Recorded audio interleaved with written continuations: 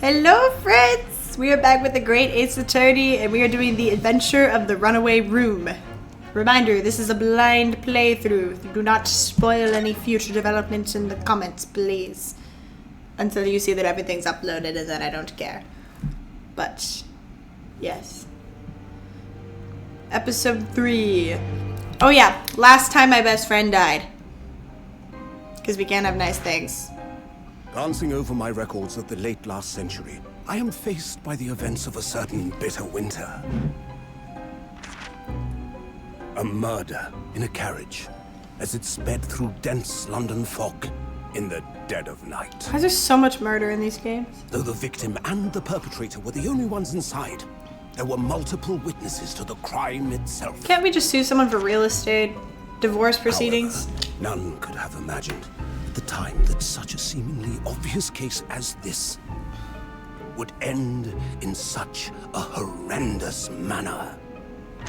Am I gonna get accused again? My friend, Mr. Herlock Sholmes, once said of the incident, I believe that perhaps that case was indeed the prelude.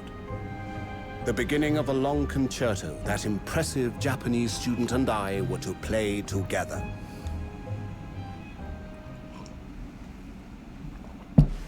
Okay, I do like this guy. Platform 9 3/4. Amazing. Is this really just a railway station? It's platform 9 3/4. Railway station or not, I've never seen such an enormous building before. Oh, why are you British now? And look at all the steam locomotives. I forgot This these country is incredible. cutscenes are like literally cutscenes. It's crazy.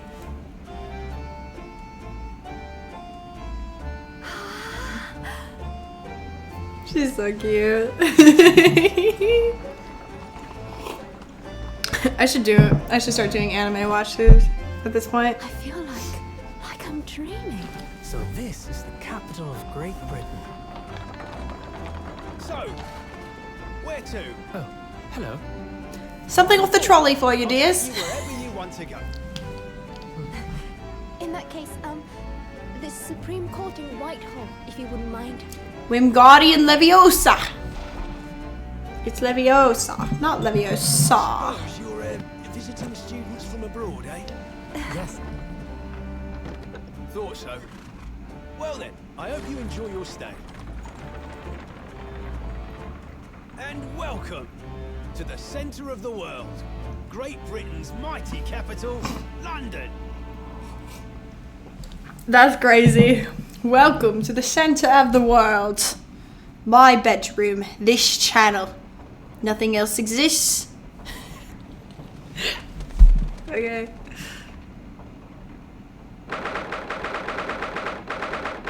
Those cutscenes are crazy. I feel like I'm watching an anime. Okay, anyway. February 18th, 9:21 a.m., British Supreme Court, Lord Chief Justice's office.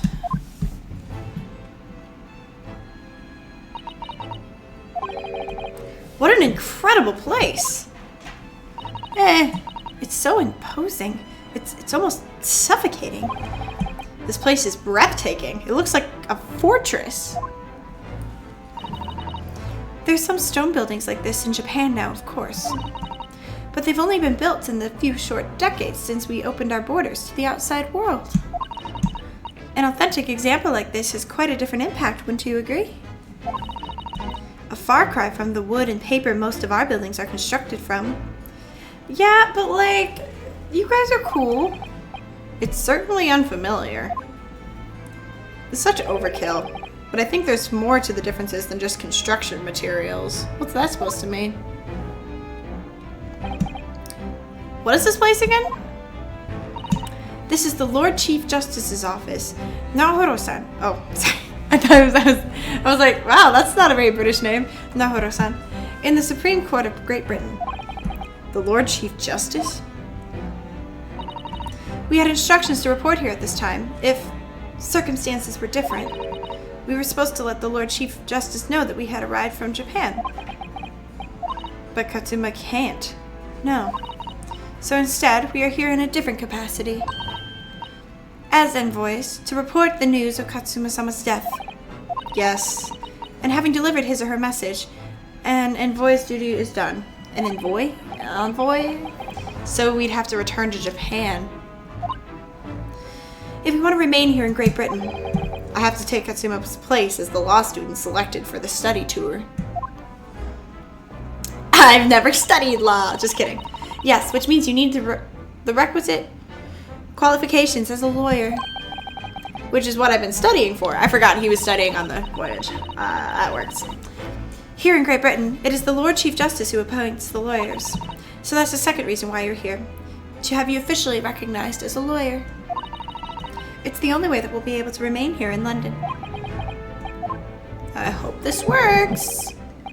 Ah, good morning. Sorry for keeping you. I feel like Godot right now.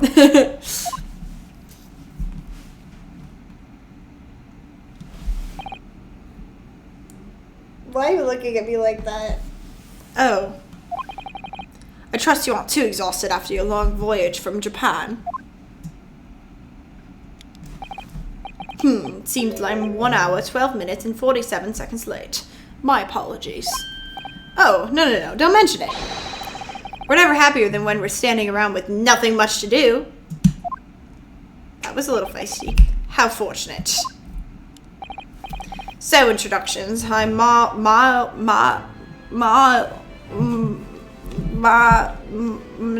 no, words. Hold on. Hold on. Pronunciation. So much, all these British names. Here we go. That's not it. Male. Okay, here we go.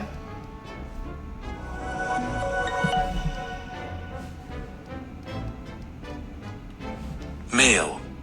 Just male? Okay, perfect. I'm Male Strongheart, Lord Chief Justice of the British Empire.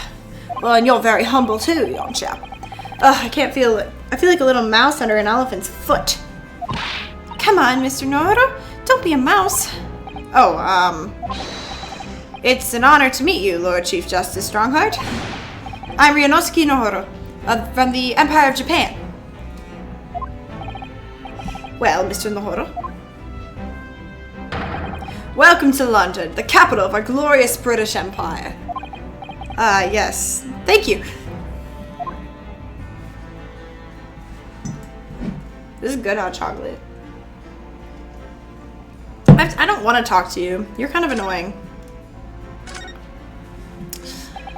So, what are your impressions of our capital so far? How do you like London? Oh, well, help. I've been so nervous ever since I got here. I can't remember a single thing about the city. It's simply splendid, isn't it, Mr. Naruto? I still can't say his last name. It's fine. Oh? We had a wonderful view of some of London's streets from the carriage on the way here from the station. Everything is so impressive and grand. I must say I'm almost lost for words. I'm glad to hear you like it. The city boasts tramways, piped water and gas, even cables supplying electricity. We spearhead every revolutionary new technology in the world. Every visitor to London is astounded. Oh yes, astounded is the word, Thanks for saving me there, Susato-san. Susato. What's a vowel? Anyway. And everyone seems so jolly and full of vigor, yeah, yes. There's much excitement about the upcoming Great Exhibition we will be hosting here in London. Great Exhibition. Can someone die already?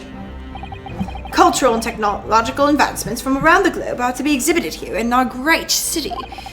It'll be the greatest spectacle of its kind in history and will make Paris's World Fair look like a toy shop. Gosh, I can hardly imagine how magnificent it's going to be. Great Britain's capital city is nothing but a magnificent London in the center of our modern world. I did not say that sentence correctly. Even if you do say so yourself. The sun will never set on our great empire.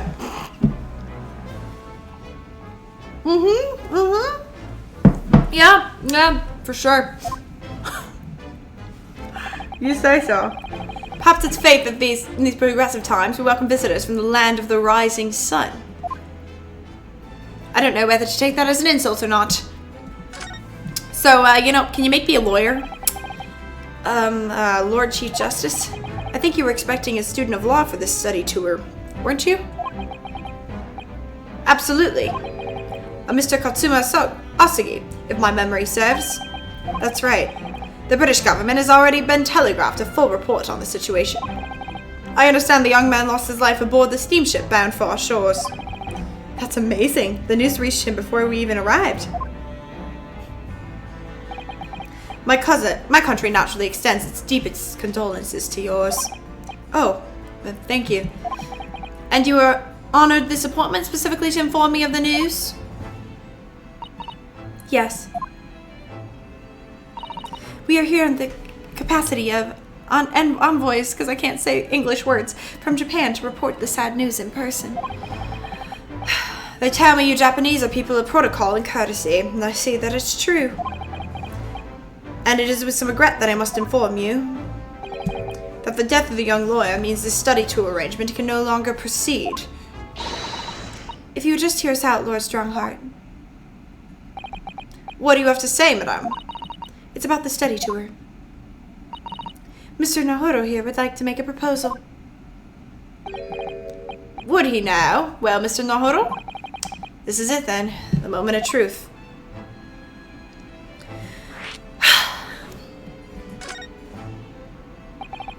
The thing is, Lord Justice, Lord Strongheart, I was wondering if perhaps you would consider allowing the study tour to go ahead.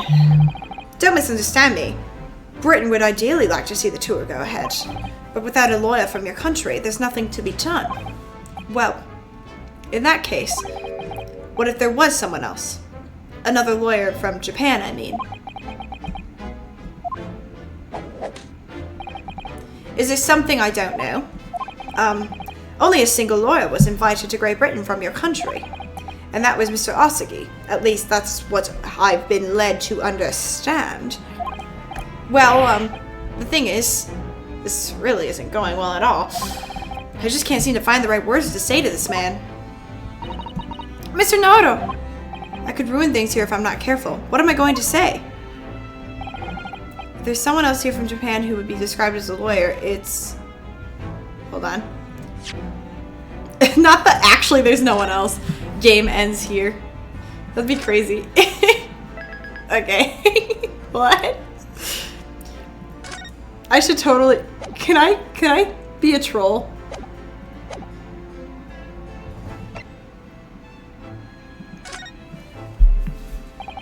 It can probably only be yes, Mr. Sato.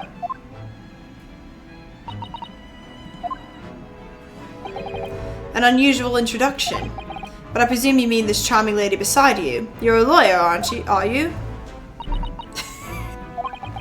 That look she's giving me after all the days hard work she put me in to help me study. I can't let her down now. I think that's quite enough joking, don't you, Lord Strongheart? My real answer is, it's me. I can do it.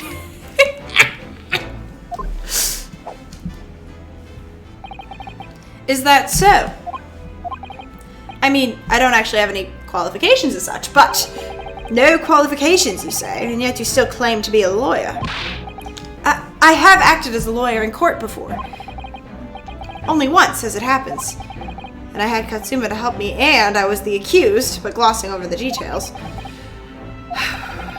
I've been spending every spare moment on the journey here to Great Britain studying. I've learned all about British law and court proceedings while I was on board the SS Burrough.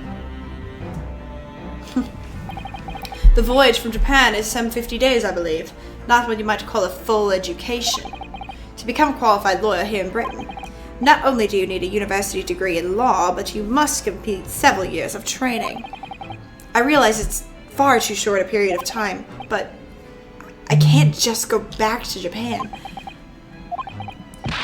Katsuma, Mr. Asagi's journey had only just begun. Coming here on this study tour was all he thought about. I have to carry on and do everything he planned to do. I know it must sound like I have an overly inflated opinion of myself, but I would do anything to prove that I have what it takes. Any test you care to set me. Oh, I was like, what was that? You can't see it. My poster just fell down. Just one chance. That's all I'm asking for. Please. 31 seconds. Sorry? Your opening statement there, Mr. Nardo. It was 31 seconds long. Not too brief, not too protracted. A perfectly judged appeal, I would say. Which is a skill that would stand you in good stead as a lawyer. Oh, thanks. So, you're willing to put those words to trial, are you? Well, I'm all for the entertainment. Huh? But let me ask you one thing first. Sir? Yes? You say you intend to do everything Mr. Arsene planned to do. Ah! Okay, we're good now. Are you firmly set on that path? Well, yes, that's my intention. I see. Am I imagining things? Or did his expression just alter a fraction there all of a sudden? She is, mate. Very well. You have your wish. I'll give you a chance. A test to become a specially certified lawyer. Whether you pass or fail it is entirely down to you. Really? I'm gonna represent someone. So what form will the test take exactly? Tell me, Miss Nanowrimo. What do you consider the role of a lawyer to be? Well, defending people, of course. Well said. So, let's have you defend someone. Huh? Your timing is perfect, in fact. There's an apt trial about to begin later today. No advocate has been appointed for the defense yet, so this would be welcome news. Today? Straight away? If you manage to secure a verdict of not guilty, you'll have passed my test. Oh my gosh. What could be simpler? How do I get myself into these situations? Hey, I'm not the accused this time. Yes. What could I ask? What sort of trial is it? A murder trial. Yes, good question. I remember. It's a murder trial. A murder? An extremely simple case, I understand. You really can't lose. That's easy to say. But I should mention, just in case, if the defendant is found guilty, he will of course be sentenced to capital punishment. Capital punishment? He'll be put to death? Here in Great Britain, murderers are sent to the gallows without exception. Presumably, you read that much in your short sea-based introduction to British law. We can't possibly agree to such a test. We would be toying with a man's life. I'm the Lord Chief Justice, and I've decided it's acceptable. But you can't do that. Can you? There's no need to overcomplicate this. All you have to do is ensure that you don't lose. So the defendant may live or die depending on how well I can perform in court. If I lose, he'll be hanged. Mr. Nardo, you've come to me claiming to be a lawyer. If you want me to take you seriously, you need to prove you're willing to do a lawyer's job. And you say you intend to see through the will of your compatriot, Mr. Arsene. I would like to understand just how far you're willing to go in order to make that happen. He's testing my resolve. What's the matter? You've fallen silent. I'm sorry, but time is pressing. The trial begins shortly. I need an answer from you now. What's it to be? What do I say? Do I agree? Yeah, sure. Why not? Alright then. If I have to give you a decision now, I can't do it. I can't get the words out. 15 seconds. Your decision making needs work if you want to be a lawyer. That was too slow. So, it's as I suspected, is it? Sorry? You have noble intentions, but lack the resolve to see them through. I said yes. He's the wimp. The test is cancelled. Thank you for stopping by. Hey! Go and acquire your ticket for passage back to the east tomorrow. This conversation is over. Yes, Lord Strongheart. Thank you for offering me a chance. Mr. Naoto. I'm sorry, Miss Susato, but what could I do? It's alright. I understand. You do? It's not an easy decision to choose whether to defend a man in these circumstances, but resolve has absolutely nothing to do with it. What are you trying to say, madame? I think what Miss Susato means is that no matter how badly I'd like to be recognized as a lawyer and stay here in Great Britain, to risk another man's life by treating his one and only chance at a trial so trivially would be utterly unforgivable, and I feel exactly the same way. I'm sure the defendant won't see this trial as a test, as some kind of experiment.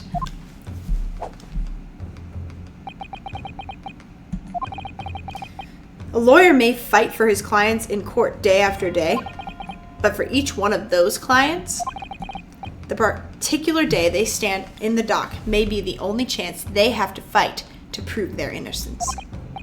No, I was wrong. I'm not qualified to do that job yet.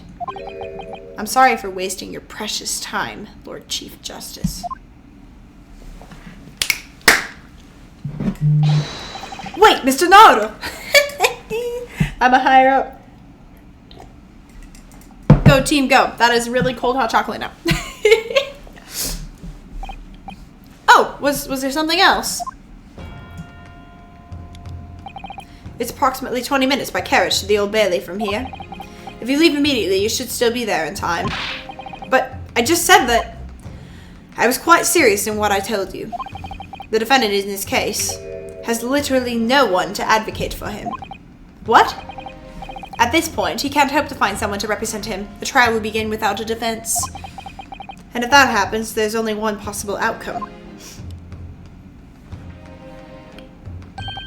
He will receive the most severe sentence the judge can pass down. But that's awful. But that is the truth. Why does it have to be like this? Please don't expect an answer to every question. The cold, hard truth of the matter is that there is only one person now with a chance to save this man from a very miserable end. And that is you. I'm really his only hope?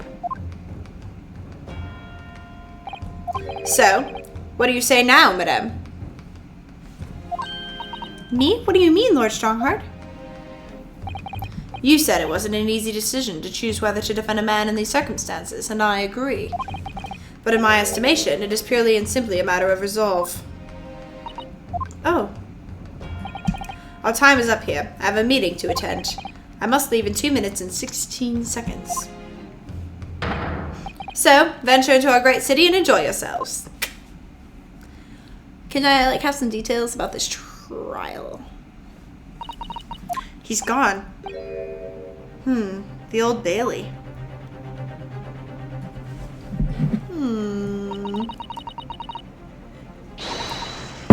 If we're going to do this, Mr. Naruto, we must leave at once.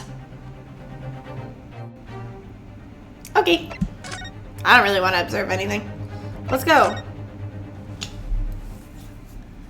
Interesting.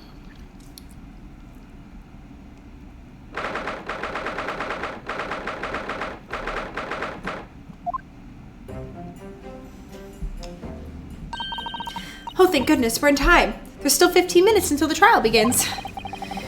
I never knew a horse-drawn carriage could go so fast. I thought my teeth were gonna rattle loose. Did you hear what I said to the driver when we climbed aboard? Get us to our destination in 5 minutes, driver, and there's a guinea in it for you.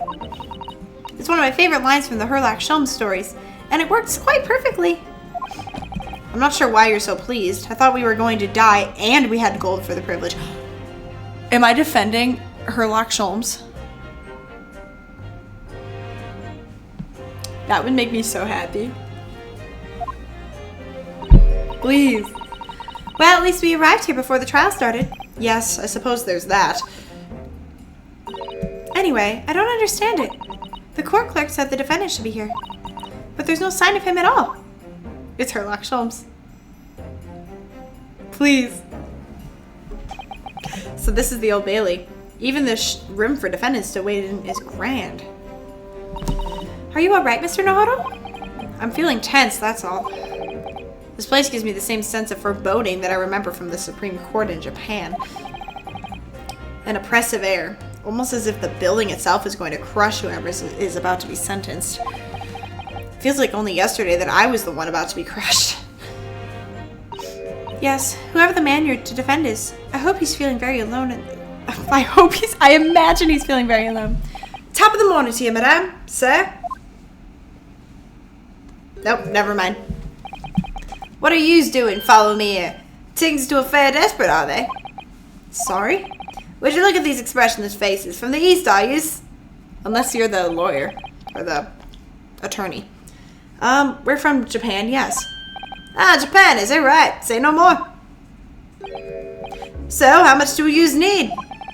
No, we're just here because... No need to explain, fella.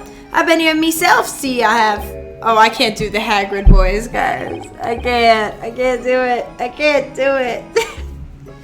No place to go, nothing to eat, barely a penny to your name, and all the while in a strange faraway land. Well, actually, we haven't found a place to stay at. Tis grand. Let me stop giving yous 1,000 guineas. Say nothing now. 1,000 guineas? Guineas, I don't know how to say that. Please, Mr. Sato, you don't have to shout.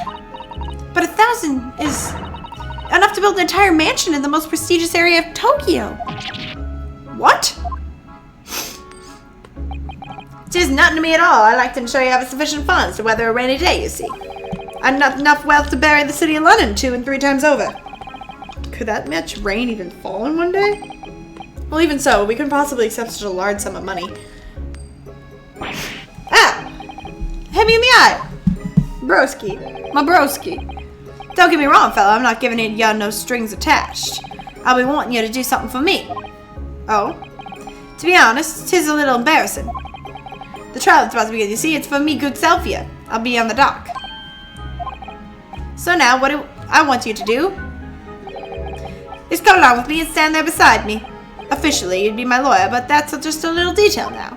Oh, well, the thing is, don't worry a thing. All you have to do is stand up there next to me, nothing more. Otherwise, you see, the trial is going to start without me having any kind of representation at all. So it was true. The Lord Chief Justice wasn't making it up. I'm terribly sorry to have to ask, but does that mean you're the defendant in this trial? Bluster and blazes, do yous not know who I am? Me? One of London's greatest somethings. No, sorry, we've only just arrived in the city, you see. I see. I suppose it isn't altogether impossible. Well, just next to Hyde Park, there's in the center of London, is another beautiful park. Sorry, a park? What? 'Tis called McGilded Park, full of blossoms, flowers in the spring, and singing birds and whatnot. I donated it to the city, so I did. An entire park? In center London? A city of smiles, that's my vision for London. There's nothing Magnus McGilded wouldn't do for it. That's amazing. I mean, really extraordinary. But now they've got the gall to say I'm a good-for-nothing criminal. Me, Magnus McGilded. What is the matter with the London police, I ask ya? Alright, don't pass out. Jeez. Mr. Naruto. Perhaps now would be a good time to introduce ourselves while the gentleman catches his breath. Good idea. Mr. McGilded, the thing is, we're actually here in London to study British law. We're law students on a tour study from Japan, you see. So if you don't have a lawyer for this trial yet, and you'd be happy to put yourself in the... What else I have to say, you daft idiot? I'll give you 1,000 guineas to stand up there next to me, haven't I? Well, yes, but I wasn't really offering to just stand up there next to you. Oh, I think I see what's going on here. Sorry, I know what you're thinking. 'Tis chance a fellow claims to have more money than the Queen. But if that's true, why the blazes can't he hire the finest lawyer in all of England? Because he did it. That's the only explanation? Well, not at all. Not at all, although it is a little strange, to be honest. Why don't you have a lawyer? That would be the fault of the Reaper. Sorry? Did he just say Reaper? Aye, the Grim Reaper, the Bailey, Lord Barrack Van Zykes. He's the prosecutor. I've heard that name before.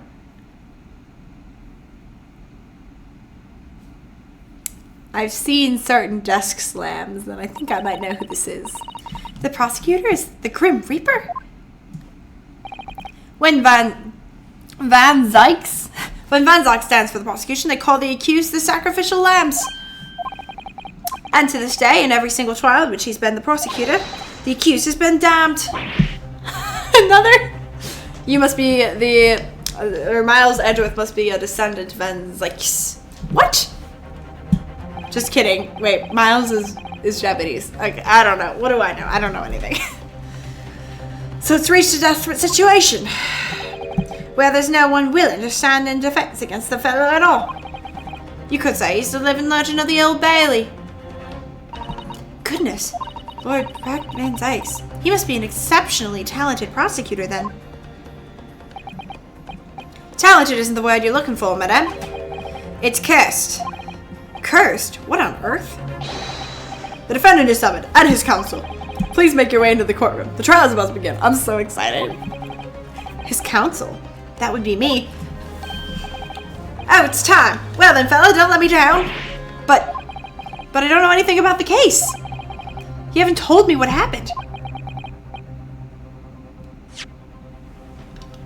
All I have is my armband.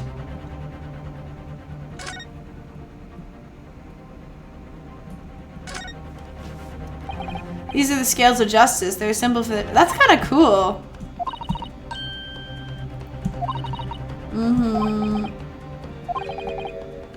They're way more interesting. Very interesting. Until you showed your face here, I made up my mind, so I had. Sorry? I decided I'd have to defend myself in there. How would that have worked? But then you made an appearance in the student of law, wouldn't you know? 'Tis no accident, I can assure you that. 'Tis fate. So don't get cold feet now, please.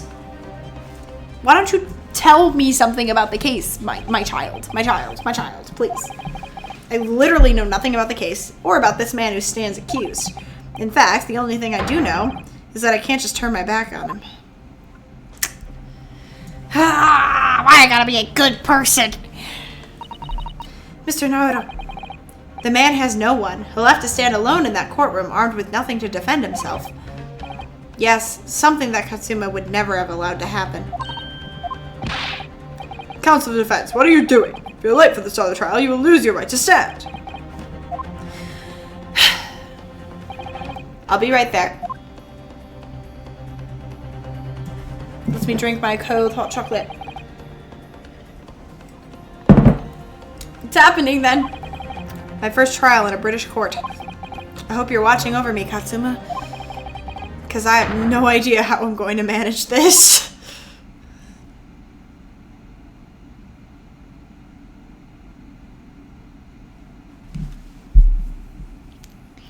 Yo. Yo.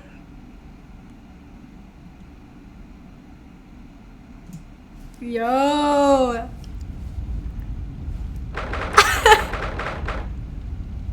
Oh, wait. Hold on. Is this still the part one? Just making sure. The Old Bailey. Okay. Yep, we're good. Okay. Just making sure. Just making sure that I'm still in the same part. I mean, we didn't get a trial last time, so. Whoa. Interesting. So this is the highest court in Great Britain. The Old Bailey.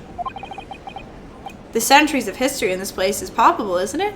It's so different to the Supreme Court in Japan. It feels both imposing and serene at the same time. The atmosphere almost makes words redundant. Whatever the country, determining a person's guilt or innocence is always a solemn affair.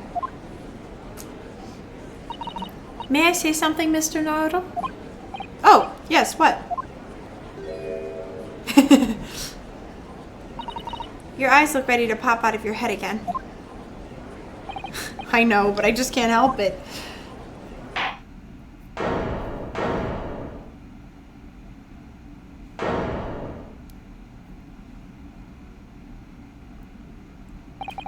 In the name of Her Majesty the Queen, I hereby declare this court to be in session. We're here today to determine the guilt or innocence of Mr. Magnus McGilded. I now call upon the counsels for the prosecution and defense to declare their willingness to proceed. The prosecution is fully prepared. You're going to sound like Miles Edgeworth, but slightly more suspicious. That must be the Reaper of the Bailey. He really does look fully prepared to dispatch his next poor victim to the underworld. Counsel for the defense, you appear to be Eastern. Why? Why?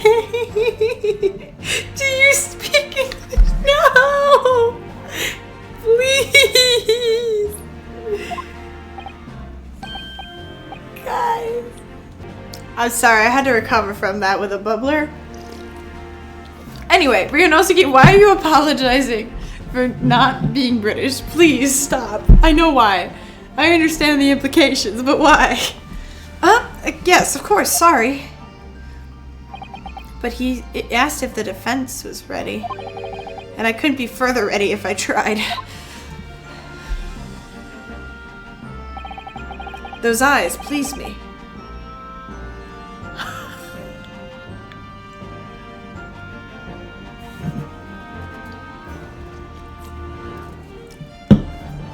What did you just call me? What did you just call me? They shroud your fear, your doubt, your trepidation. They run wild, clinging to some phantom notion of courage. The quintessential look of a sacrificial lamb. Ugh, a cold shiver just ran down my spine all the way to the tips of my toes. Okay.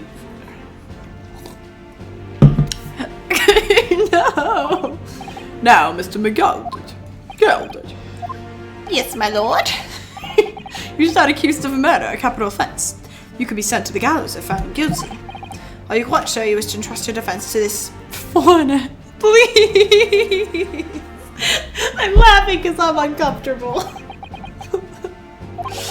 As I've always said, my lord, it is a grand thing to give opportunities to the young. Even the two fellows, the student from the little island off in the Far East. It's not the British way to ignore the dangers to yourself and give those less fortunate a fair chance. I do not say that right. I like to think that acts of chivalry do the great British Empire proud. Listen to Mr. McGilded, what a fine gentleman London has in him. Did you hear that he donated £5,000 to the government the other day? Mother, please, may we go and play, McGill? It seems as everyone in the public gallery is firmly behind Mr. McGilded. That's definitely welcome news, and he certainly has a way with words. I'm surprised you couldn't convince anyone to defend him. I'm not. Did you see Mr. Off-brand Miles Edgeworth? Like, hello? Eloquently put, Mr. McGilded. A most laudable sentence. Now, ladies and gentlemen of the jury, I'm sure I need hardly remind you that you 6 members of the public have been selected for your impartiality. Are you ready to proceed? Yes, my lord. If the task is send waters to the gallows where they belong, I'm more than ready. In the matter, his lordship always says we should dispose of rubbish promptly. Naturally, I agree. Any criminals here will soon be wishing they never set eyes on me.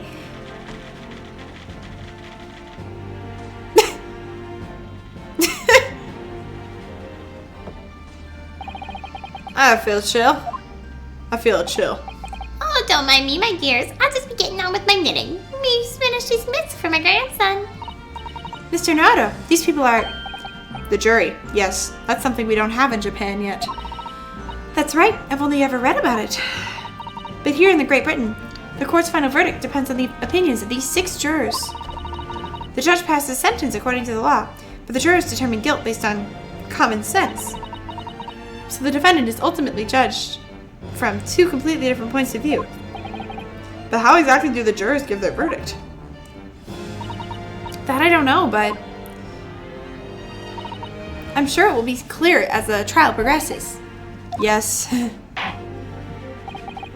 Prosecutor Von Zykes,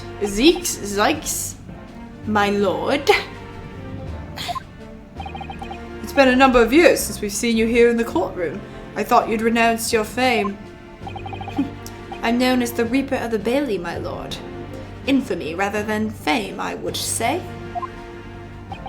But yes, 5 years have passed since I last spread my wings in this capacity. So, what brings you back? Is there some change in circumstances of which the court should be aware?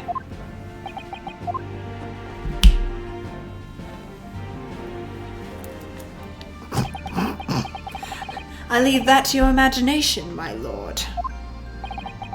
So the Reaper has been out of action for 5 years. Why did he have to choose today of all days to make a comeback? Don't lose heart, Mr. Naruto. As you wish, sir. The court, nevertheless, something. Now then, opening statements, I think. A summary of the case, if you please. Certainly, my lord.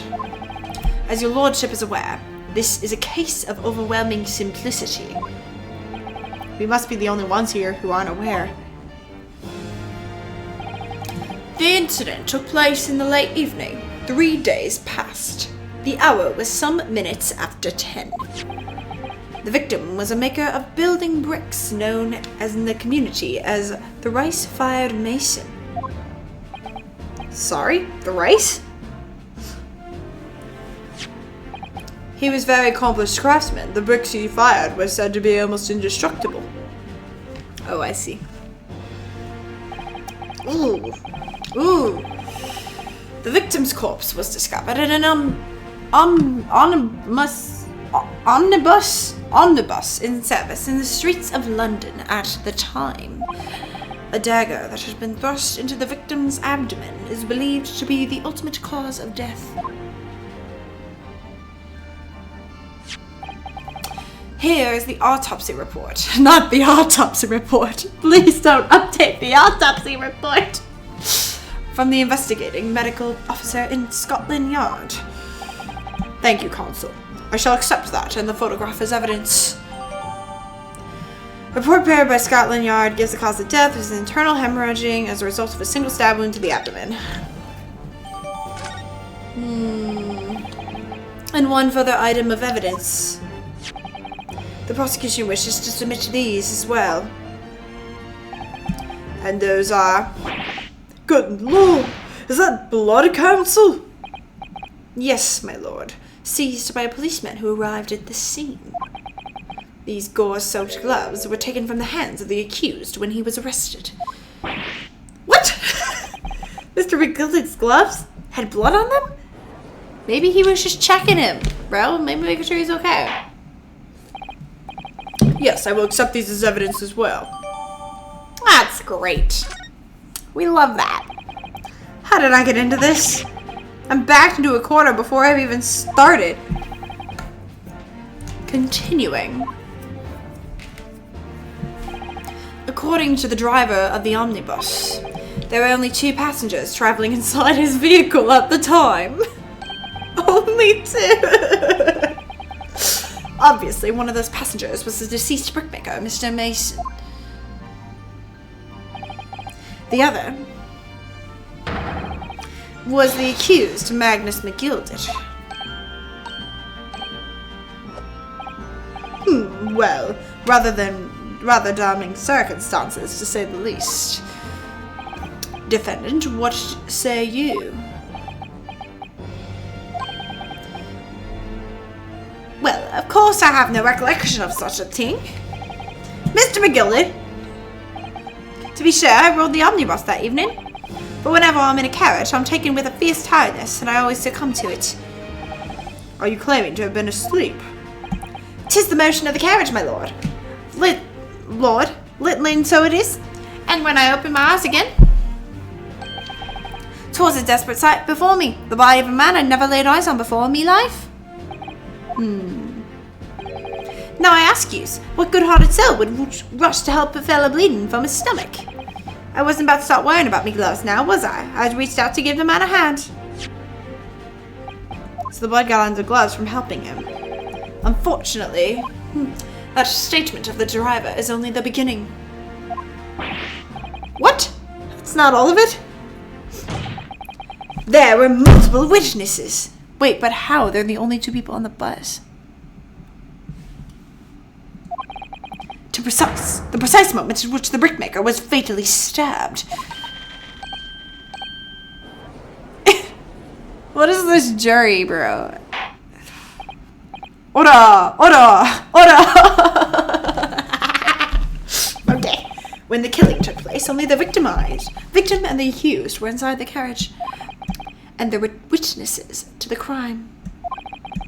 This is not just a case of compelling evidence. It's the nail in the coffin for the accused. Interesting. Thank you, counsel. The circumstances of the crime have been made quite clear. I think we will hear testimony from these witnesses first of all. Your wish is my command. Bailiff, bring the witnesses in at once. Why is his hair purple?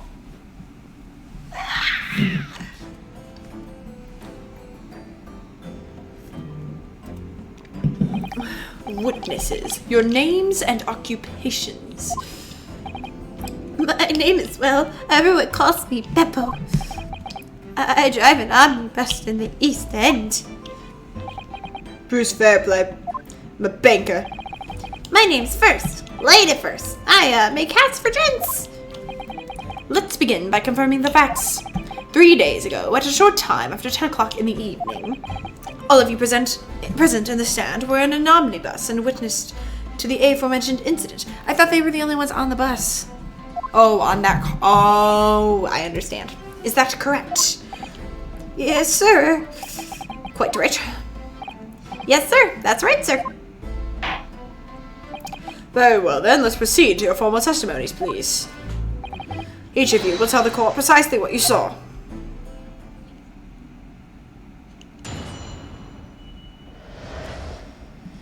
Alright. It was the last bus of the evening, sir. A few customers I remembered well. The victim and the man accused of killing him was sat next to each other inside the bus. Then out of the blue, the accused just reached up and plunged a knife right into his guts. That's right. He stabbed him. I screamed, I did. Couldn't help it. As soon as I heard the scream, I stopped my bus and then I saw it too.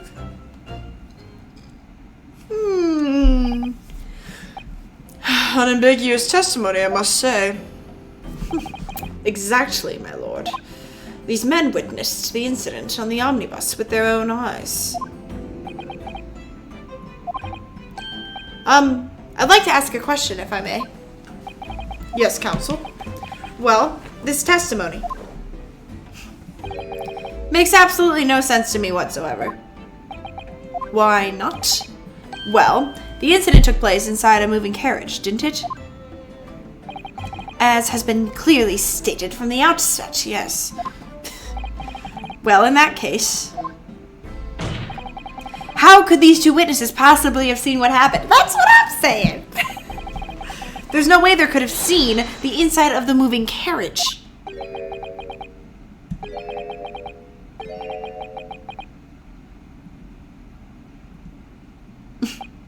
How quaint.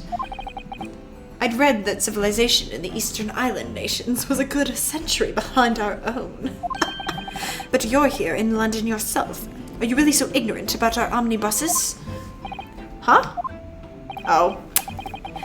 help. No, stop saying that!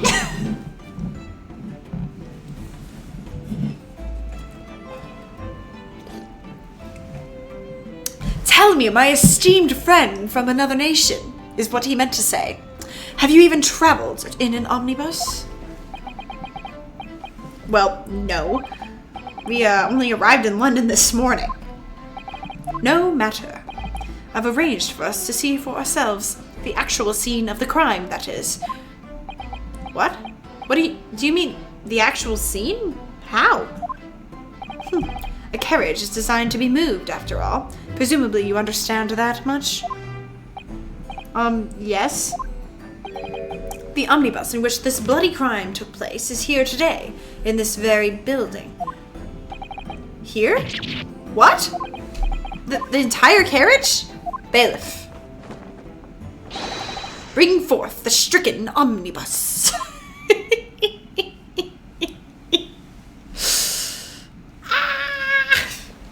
Oh, wow. Okay then. Alright, cool. So that's an omnibus. The omnibus. I can't believe they could bring something so enormous in here. Great Britain's courtrooms are amazing. As you can see, the omnibus is pulled by 2 horses. It can carry up to 8 passengers.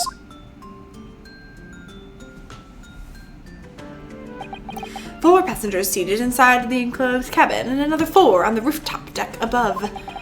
Every Londoner knows that the best views of the city's architecture and sights are to be had from the top of the omnibus. And I should point out to our foreign guests that there is a skylight on the roof allowing a view from the interior from the seats above. Oh, a skylight. Oh! The penny drops at last, I see. These 2 gentlemen were occupying the rooftop seats in this omnibus when the murder took place. That is how they came to witness the grim incident. Through the skylight. Ugh, that makes perfect sense. Well, Consul, this is a first. In all my years behind the bench, I've never experienced the crime scene itself being brought into the courtroom. There are a number of important clues remaining inside the carriage, my lord. I would like to submit the omnibus itself as evidence. That is the prosecution's wish. The hair.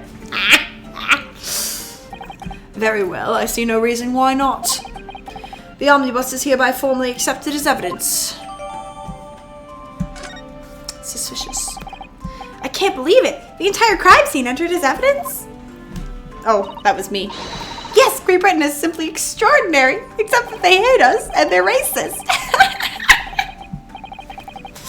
I could help myself a lot by giving that omnibus a thorough examination.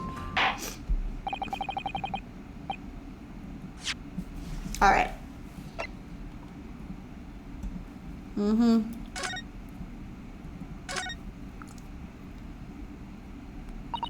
Well, let's open the gate and go inside, shall we? Ugh, the scene of a murder, it's horrible.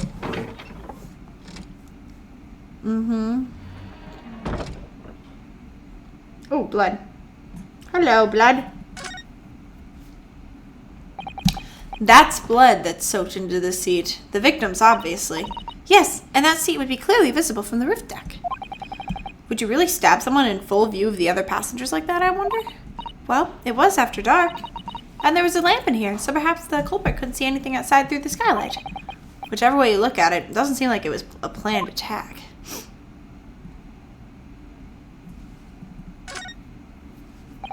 Ah, that's a poster from the Great Exhibition that's due to start 6 months from now. There's a lot of focus being drawn to the Crystal Tower, the centerpiece of the whole exposition. Oh, the Crystal Tower. It's under construction already, I believe. People all over London must be fizzing with excitement at the prospect of such a grand event.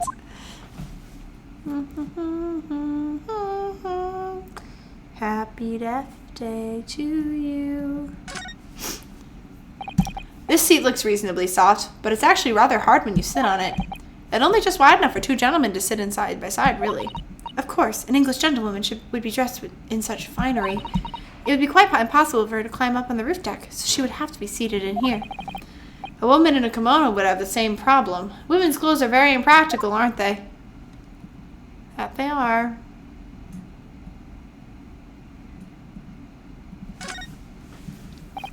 Ah, that's a poster for the Great Expedition. Okay, it's the same one.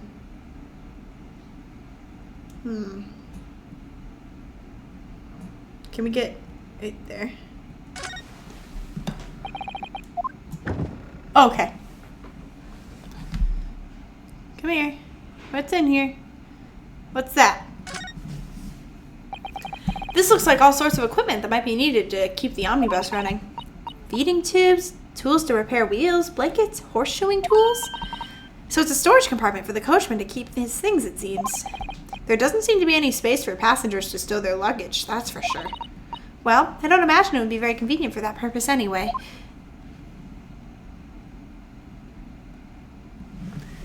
Oh, is that it? Okay. I guess that's it for now.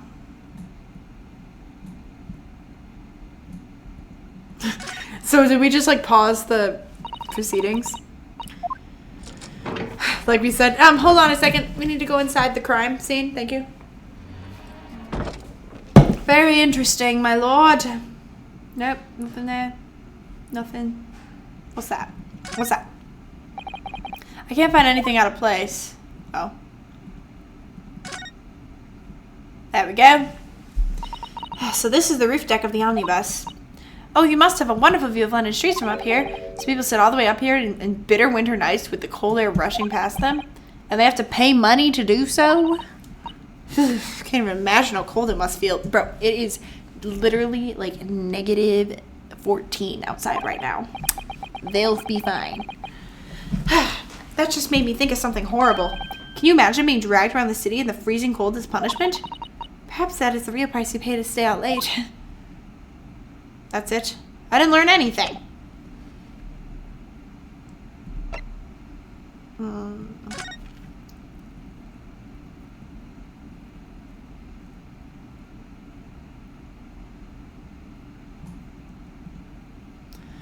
Alright.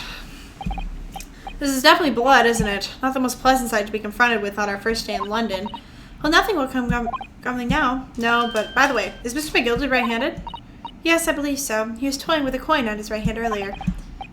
Pity. If only he'd been left-handed. I think blood on either glove would be fairly incriminating, really.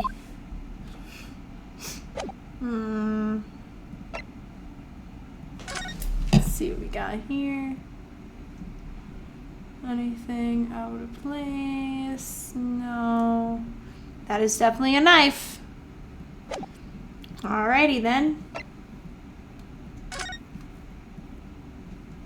Alright. Well, let's cross-examine the witnesses now. This is already taking way too long. Pray, don't expect this. I'm afraid to read it. I don't think YouTube will know what this is, and I'm not currently monetized, but what if one day I am, guys? Pray, don't expect this stray to understand the intricacies of British courts cross-examination rights. Sorry, gotta get the hands behind my back. Alright, my first cross-examination in a British court. Focus, Ryunosuke. Focus.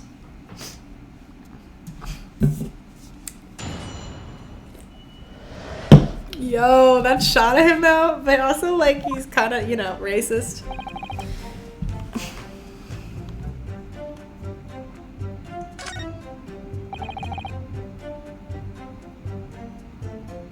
Hold it!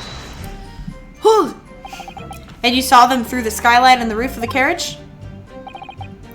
That's right. Oh, I forgot about this thing. When you sit on top of the deck, the windows are right there on your feet.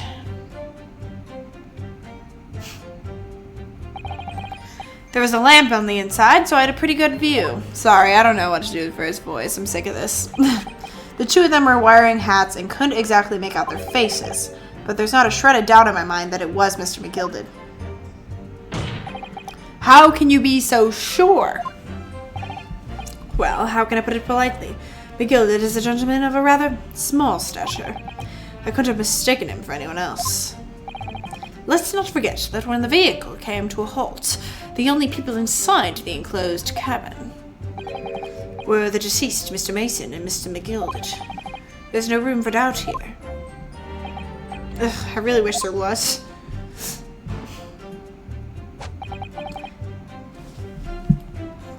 Hold it!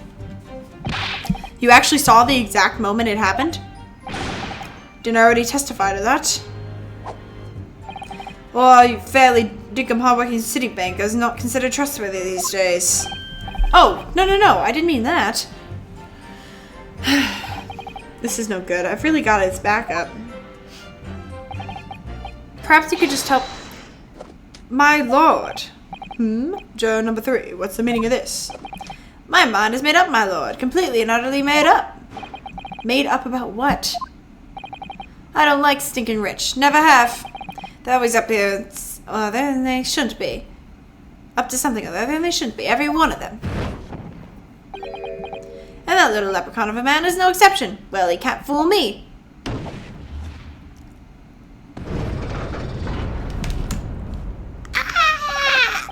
There's no point wasting time listening to any more of this. That's my opinion on the matter anyway. This is precisely what I was about to say. As the foreman of the jury, it is my duty to set good example to my fellow jurors.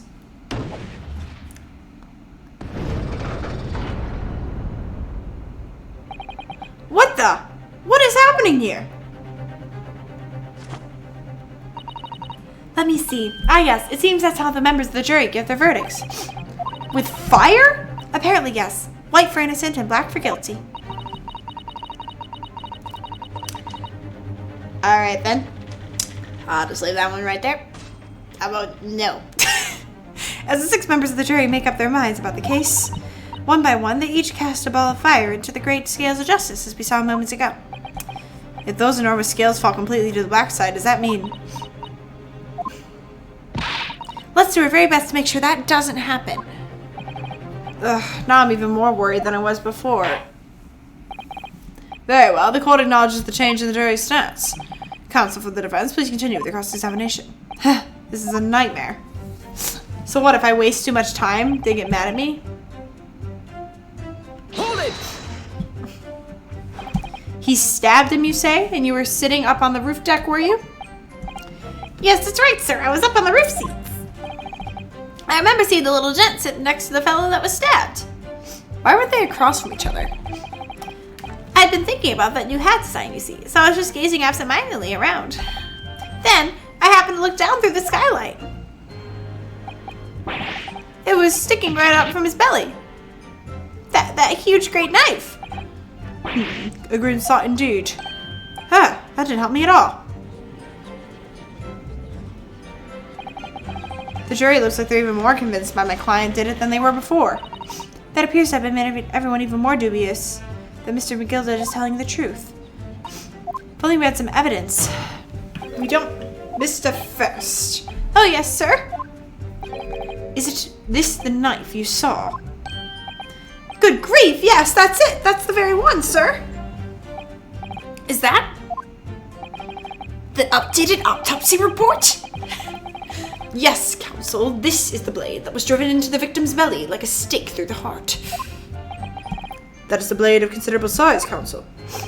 It is, and furthermore, the scabbard is emblazoned prominently with a certain initial. The letter M, which seems oddly familiar. Please, no. M. Magnus, perhaps? Or McGilded, possibly? Take your pick.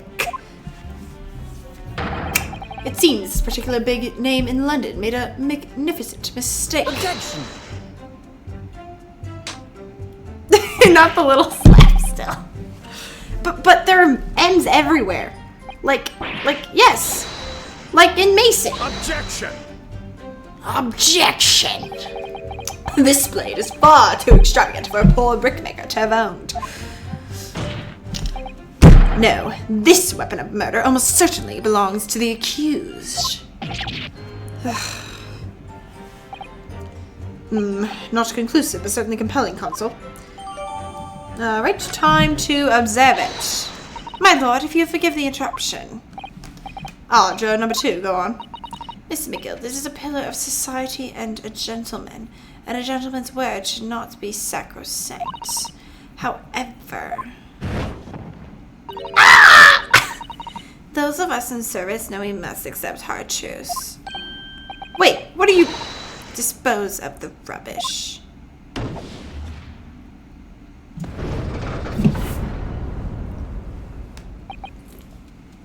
No!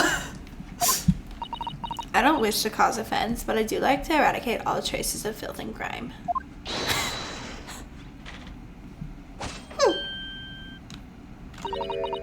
I have painstakingly typed every word uttered here today and cross-referenced all the facts. As such, I am now in a position to draw the only logical conclusion. Please stop. No, please. Not again. That's 4 out of 6 jury members who proposed a guilty verdict. There are only 2 left. We've had it. Every time I press those witnesses for information, I just make the situation worse. Nevertheless, what we need more than anything at the moment is more information. We're still very much in the dark. I suppose I'll just have to keep pressing the witnesses, knowing that more sparks may well fly. We mustn't give up hope that we'll uncover something that will give us a way to fight back. But... Alright, I'll keep trying. I can't give up. Let me observe this knife quick.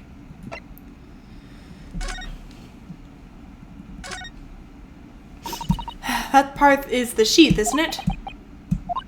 Are you alright, Mr. Nanowrimo? Sorry, yes, I just don't really like blades. Oh. Those don't seem like the words of a man with a large katana slung from his waist. That's not a blade. That's Katsuma's soul. Anyway. Like, duh. Anyway, there's no sense in delaying it. Let's just see what the blade looks like. Oh. Ugh, that looks like a lot of blood. Surely it's blood, the victim's. An Englishman's blood looks a lot like Japanese man's blood. We all bleed the same. Did you think it wouldn't? Sorry, it's just that we've only just arrived here in Great Britain. I'm finding it a little hard to adjust. I do understand.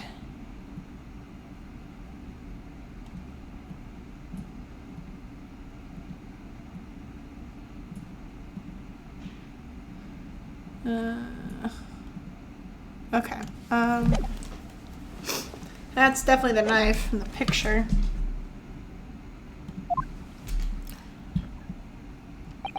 I just need to keep calm and listen to the witnesses' statements again.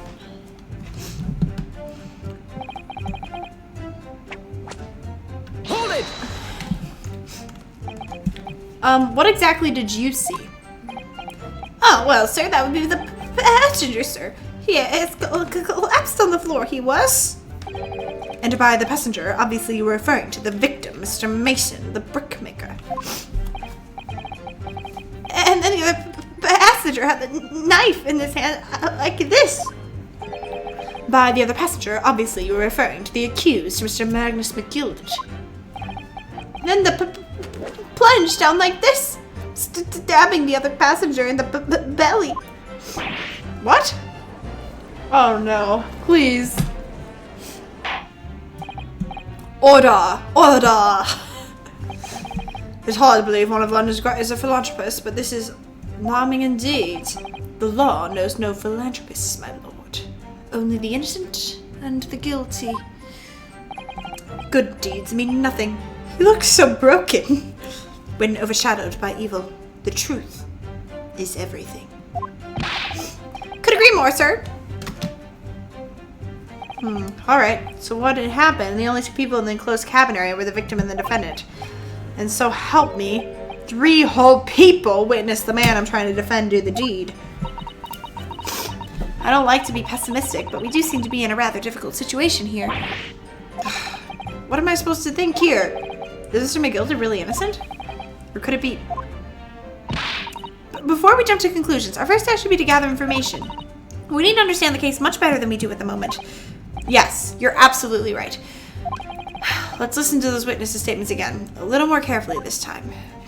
I didn't press the first one. Hold it! Yes, I think it was sometime after 10, wasn't it? Yes, sir, that's right, sir. Yes, ever so cold. Freezing. And you had 4 passengers on board at the time, is that correct? Yes, that's right, sir. Not all traveling in the same parts of the bus, of course, though. Nope. And there were no passengers when the incident took place? No one alighted, for example? You're quite right about that, sir. No other passengers like that. No, none. Nobody fled the scene of the crime. I have to say, the boss insists on it running, he does. Every evening. That's the bus of the day. But I do sometimes wonder if it's altogether worthwhile. Yes, sorry to say. What do you mean by that? Well, with it being so cold and everything, and only making 20 pence on the run, you see. I spend much at the pub on the way home, just trying to warm up again. I just can't believe it, sir. I just can't believe it. A murder in my own bus. It's too awful to think about. I haven't been able to shake this cold ever since it happened. My lord, I wish to speak. Oh, no. Juror number 5, do I take it that you too? As the master of the London Guild of Coachmen, the idea of murder being committed in one of the city's carriages is utterly abhorrent to me. It wouldn't be right to make a decision before hearing all the facts, though. I said it myself. Hey! But I've heard enough now. The horse is bolted, as they say. No! Giddy up now, Silver Blaze! I'm finishing the fun. Please, no! Beppo is a long-standing member of the guild, and I trust what the man says. Thank you, sir. It's too kind, sir. This is too unkind, sir. Which now means that 5 jurors agree to condemn this man.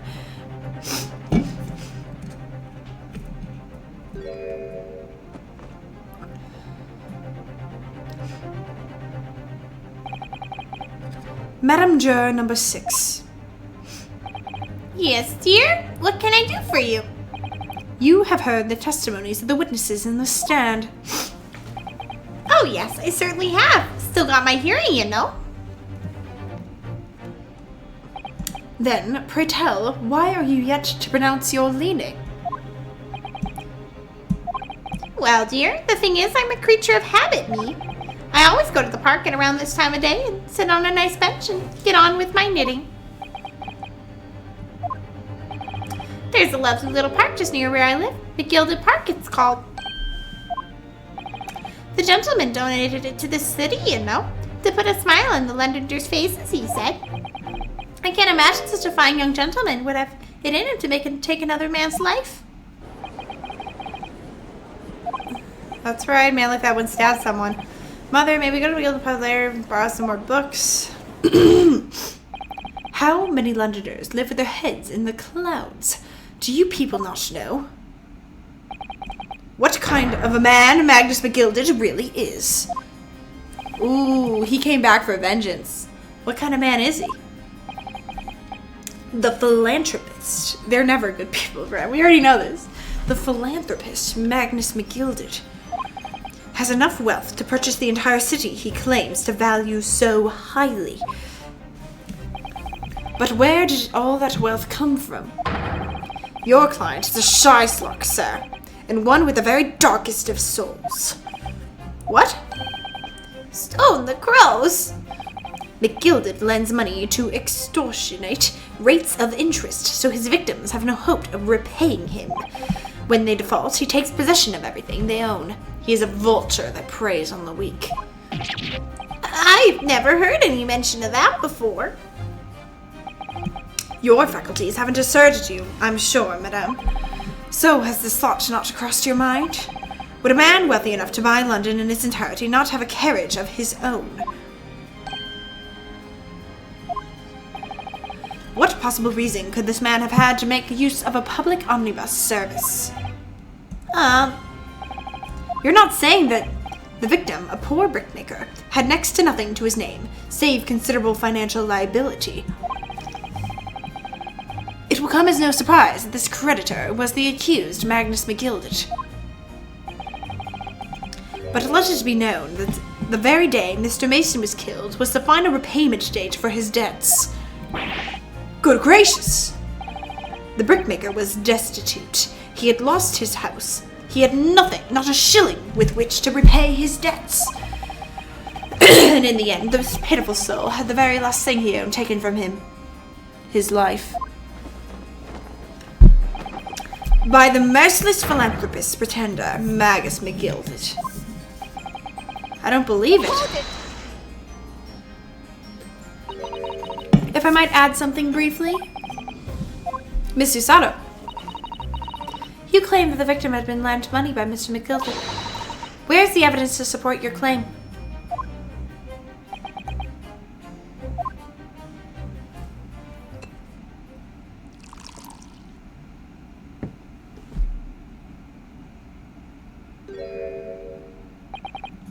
Pray forgive the discourtesy of my filling of my hollow chalice in the court of law. There it is. That's his look. How can this be considered acceptable? Wait, I missed what he said. Shoot, I clicked too fast.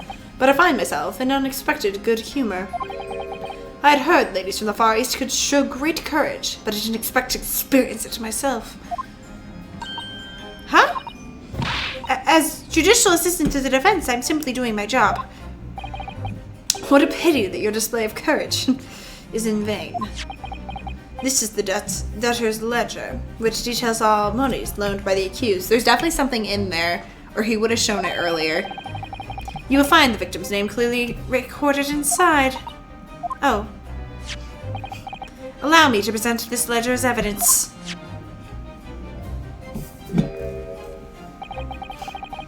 And pray forgive the discourtesy of raising my chalice and a toast to the enigmatic East at the same time. I ain't raising my... Wait, no. A marvelous toast, counsel. We gladly accept this new evidence. Why didn't you present it earlier, huh?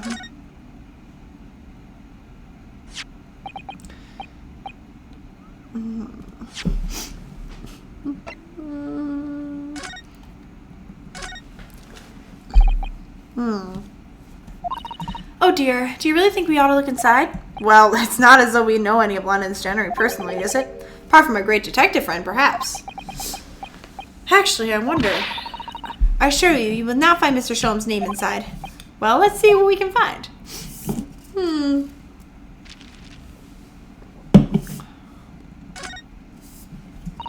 Gosh, it's crammed full of gentlemen's names, isn't it? Well, I suppose they're probably not all gentlemen at all, are they? After all, not everyone in this country is well off. Goodness! What is it? Look at this. Do you see the name here? Bruce Fairplay. Should that mean something to me? It does sound strangely familiar, actually. Bruce Fairplay, the witness testifying at this very moment. Of course, the banker. Why is his name in here? He borrowed 20 guineas, did he? Look, the repayment due date is fast approaching. It's possible that this is just a coincidence, of course, but this could be very useful information. Interesting there. Good sir.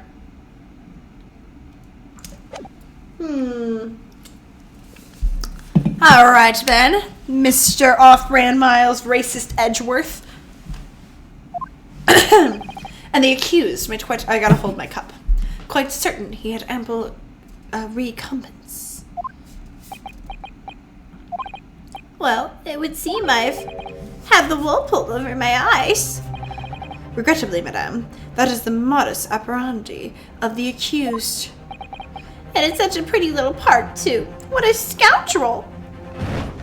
No. Wait. Still. Maybe it's all for the best. Oh, wait a minute. I don't stand for nonsense. No, wait. Shoot. Oh no. That's not good. That was it. The last juror's decision.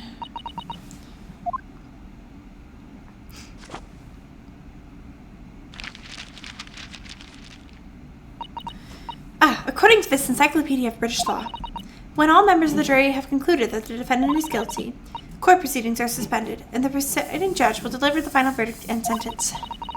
That's what it says here. The final verdict. It's over then. Oh!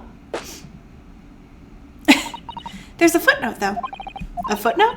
However, the defense... All 6 members of the jury are now in agreement in this case.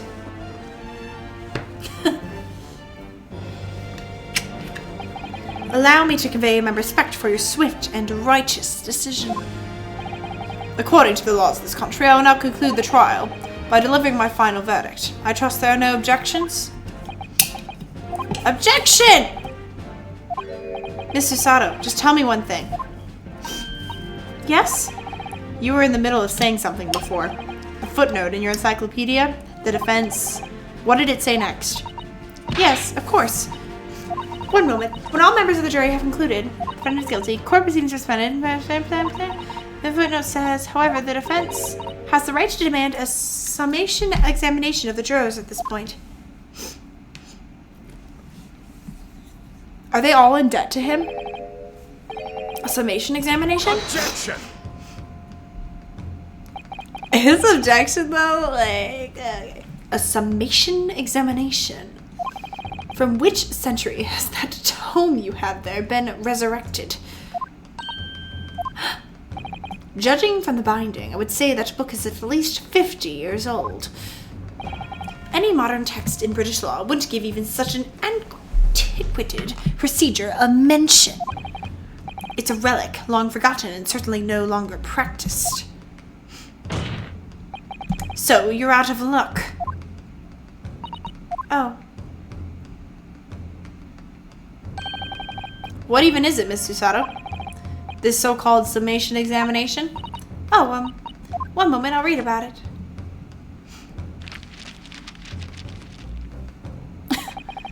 You would demand the right to a procedure before you even understand what it entails. Typical. No! I will not! I won't even read your text, you racist son of a... Alright, Mr. Noda, I think I understand.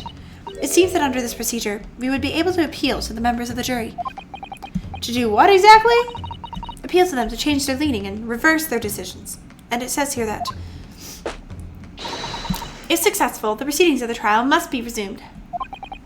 Make them reverse their decisions?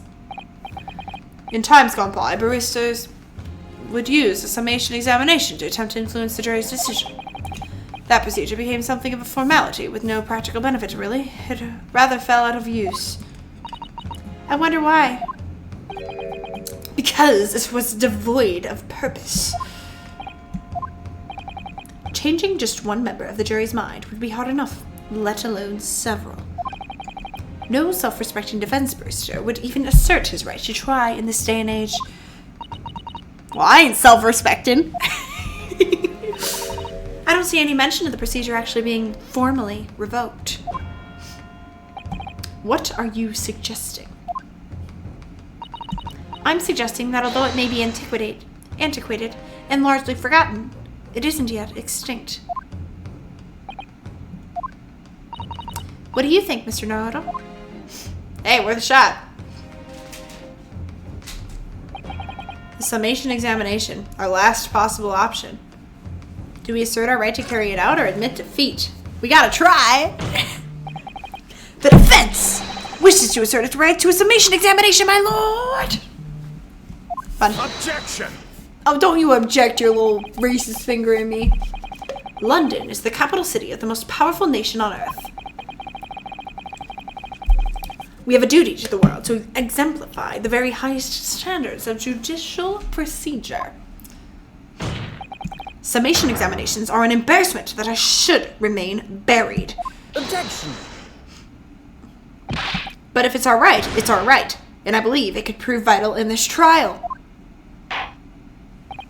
The defense's petition is perfectly valid.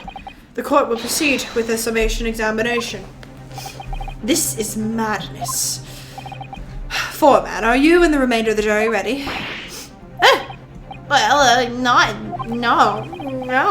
No. On what grounds they have reached their decision? What grounds? You must justify your decisions and explain why you believe the defendant to be guilty. Okay. You're rather putting us on the spot. This is most irregular. No mention was made in this letter before. I don't really hold with all this justifying walk. That seems to have thrown the jurors off. It seems some of them have experienced this before. Alright then, the summation examination. A defense procedure no practicing lawyer has attempted for years, is it? Well, just maybe. It might be the opportunity we've been looking for to turn this trial around.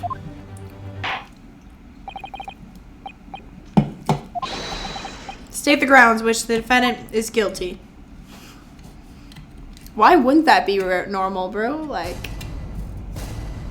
judicial findings. There was no one else inside the carriage at this time, so that it has never been hit. I trust the driver. He has an excellent memory, it seems. 4 passengers, with fares totaling 20 pence. He stuck the chap next to him just like this! Brazen, I must say. Absolutely brazen! I've simply typed and collated these statements made thus far and drawn the logical conclusion. You can trust the guild. Fair is fair is our motto. We haven't raised prices for 4 pence for years. The scoundrel stabbing the poor man on the floor. It's beggar's belief. I'm starting to wish I hadn't pushed for this now. Some of the jurors don't seem to have wonderfully formed arguments, though, do they? Well, let's see what we can do. We need to get these 6 people to change their minds. I have to throw everything at them I can and use some very persuasive language. Just a moment, Mr. Naruto. Present evidence. According to my book, that's not quite how it works. Oh? I thought I was going to have to throw their icy minds with some heartwarming rhetoric about the defendant. Oh. Unfortunately, once the jurors have decided the defendant is guilty, they're unlikely to heed anything the defense says. But then, they've reached their conclusions by their own reasoning, you see. Your pleas will sound like excuses. In fact, it could recoil on you. The more you try to persuade them, the more entrenched they may become. Then what on earth am I supposed to do? Oh dear, I'm just citing what I've read about British law, Mr. Naruto. Right, I'm sorry. Do you have any idea what I'm supposed to say? Well, from what I can understand, the key to this procedure is using the jurors' own words to make your arguments. What do you mean? Well, the 6 members of the jury are randomly selected members of the public. They may appear to present a united front, but the truth is, they are complete strangers who just happen to find themselves here in the courtroom together. Interesting. And that's the way to break them down, you mean? Yes, exactly. We must listen very carefully to what each member of the jury says, and see if we can identify any contradictory statements. If we can then contrast the statements and pit the corresponding jurors against each other. I see. So it's contradictions in what 2 or more jurors say that we're looking for. In a way, then, this is similar to a regular cross-examination. Oh, yes, I suppose you're right. Find the contradictions and pit the jurors against one another. All right, I might be able to pull this off. No, that's not right. I have to pull this off. My best friend's dead. Can we start proceedings, counsel? I would ask you to take the stand for this. I'm expecting a clear and concise rebuttal. Yes, my lord.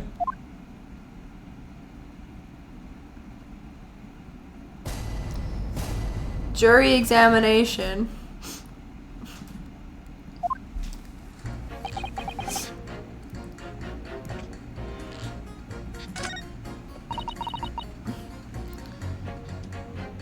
Fares totaling 20 pence. He stuck the chap next to him. 20 pence. 20 pence. Objection. Okay, wait, hold on. Hold on, guys. Hold on a second. Okay, let me... A second. Okay, so I'm going to save here because I think I need to just pit them against each other about the prices, I guess. Like, 4 pence and they said 20.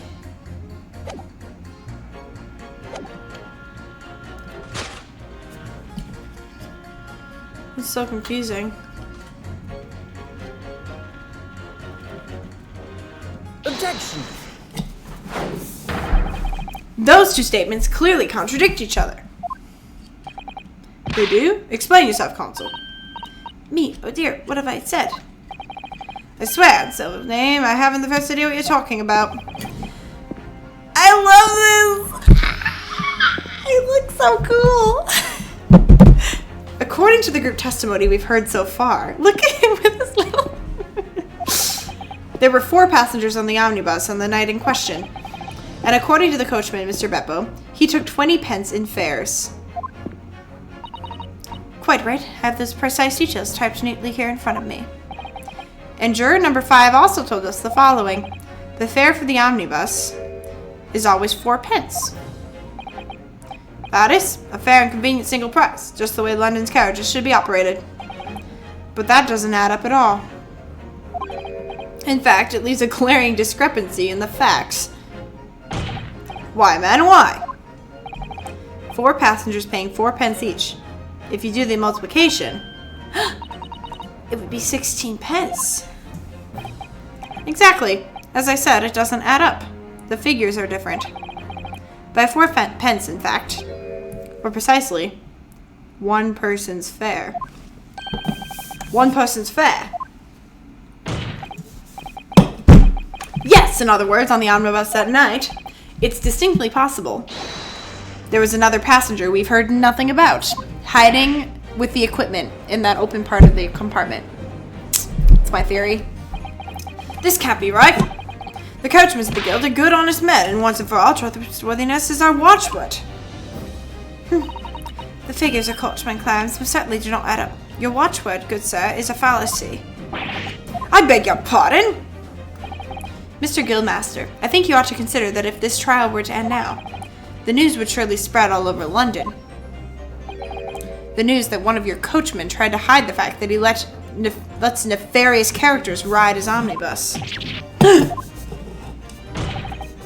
Alright then, how do I make it so this miserable trial doesn't end,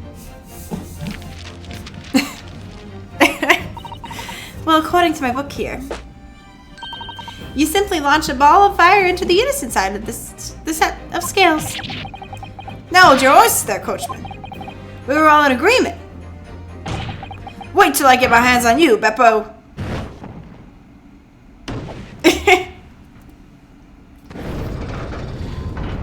That's crazy. This is all very irritating. Begging your pardon, sir. I'm going to do the same.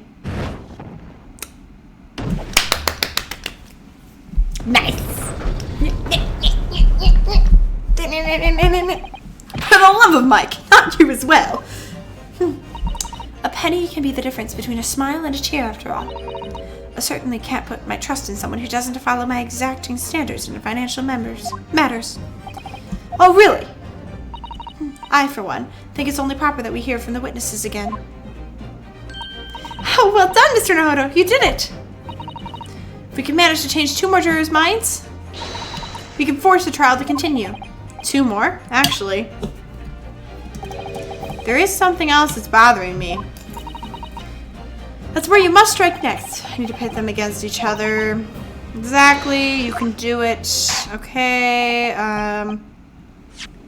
so we're going to save again just because I was caught on the money part. I wasn't paying close enough attention to see if there was something else. Okay.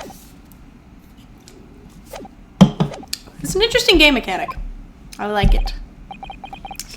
You have the floor again. Continue a summation examination. I should like to hear what this is himself. He stuck the chap next to him just like this. Brazen, I must say. Absolutely brazen. Yep. Drawn the logical conclusion.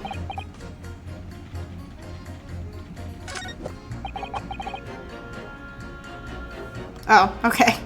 Well, that was easy. Okay, so her against... Objection! Objection!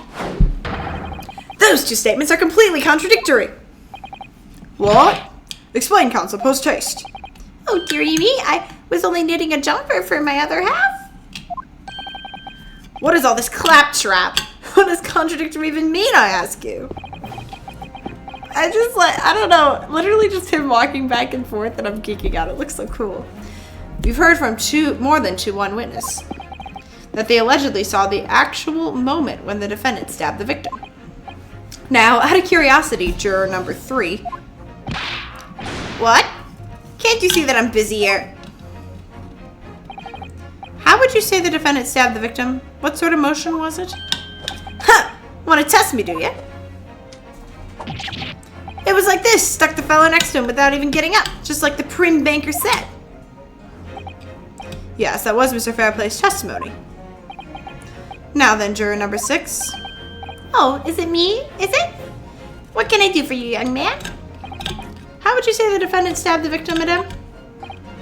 Oh, well, dear, as far as I understand it, it was like this. He stabbed the poor man after he collapsed on the floor. The coachman said so. Now don't move. Take a look at these 2 jurors. He stuck the fellow next to him without even getting up. And he stabbed the poor man after he collapsed on the floor. Well, I never. They're stabbing in totally different directions. What? Bless my stitches! What a muddle!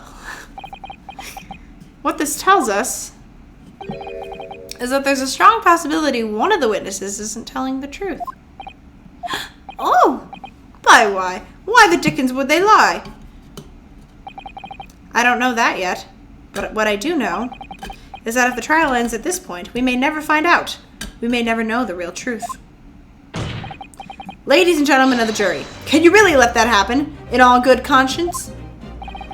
Lies you say? Oh, dearie me. I can't have died people telling me this.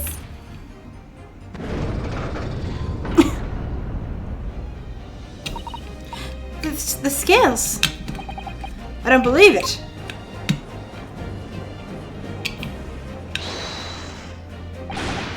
Wait!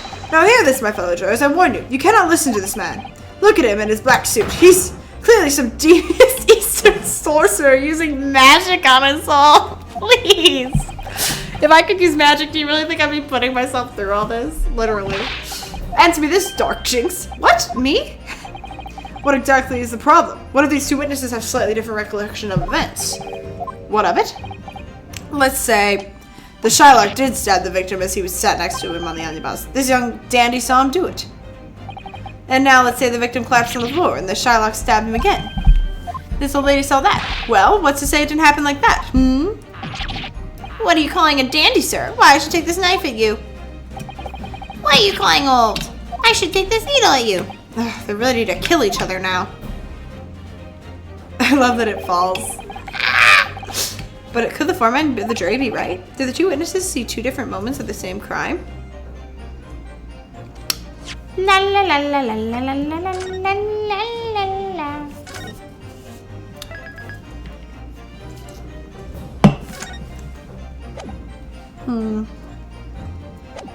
I think it's impossible because he would have been stabbed twice. Hold on. If we go in the autopsy report. Single stab wound. Yeah, it's impossible. Single stab wound, guys.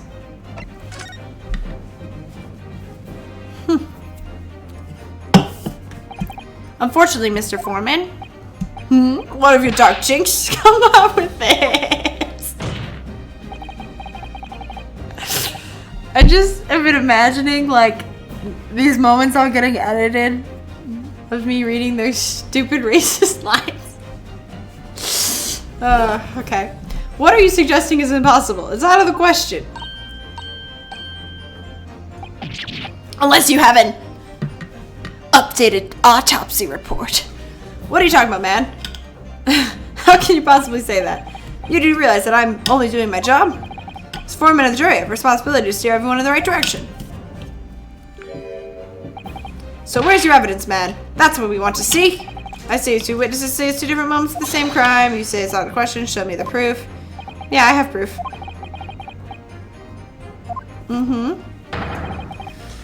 Okay, hard evidence, as you wish. What? I'll give you the proof. It's out of the question, because it can be proven by the autopsy report. Take that! Take that! This is the victim's autopsy report. According to what's written here, Mr. Mason was stabbed in the abdomen. Only once. Eh? Only once? It's quite simple. The victim was stabbed precisely one time. Which means these witnesses can't possibly have seen it happen 2 different times. I can read. Alright, I concede defeat.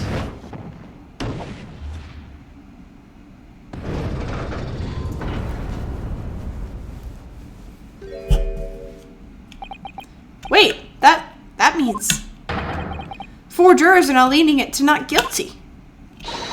We've done it, Mr. Nahara. We've won.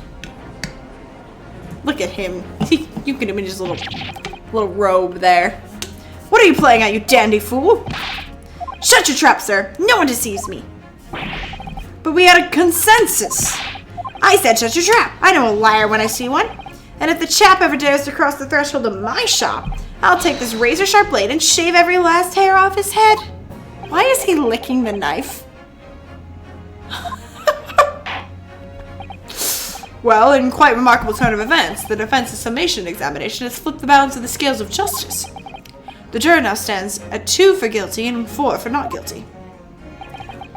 Accordingly, there is no longer a large enough majority among the jurors for me to adjudicate. The trial must continue. Yes, wow! I hereby ask the defense, prosecution, and witnesses to return to their places. And I call upon all of you to continue to pursue the truth.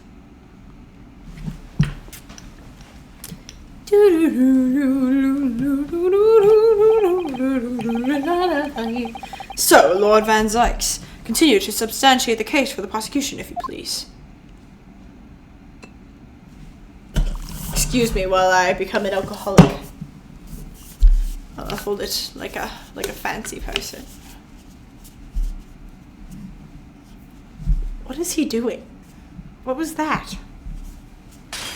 Oh, no, I ain't doing that. Having savored the rich aroma of the carmine contents of this hollowed chalice, it may seem crash to crush it to dust. Pray forgive the discourtesy. Lord Van Zykes! Is it cold in here or is it just me? As your antiquated tome no doubt says, the prosecution may not speak during a summation examination. So I honored a deathly silence and listened to the charade. It seems I overestimated the intelligence of the jury. Well, no matter. There is nothing to prove. So hard to prove as a self-evident truth, it would seem. No. And why else would we grace the courtroom with our presence after all? So, let us proceed to the next round of battle.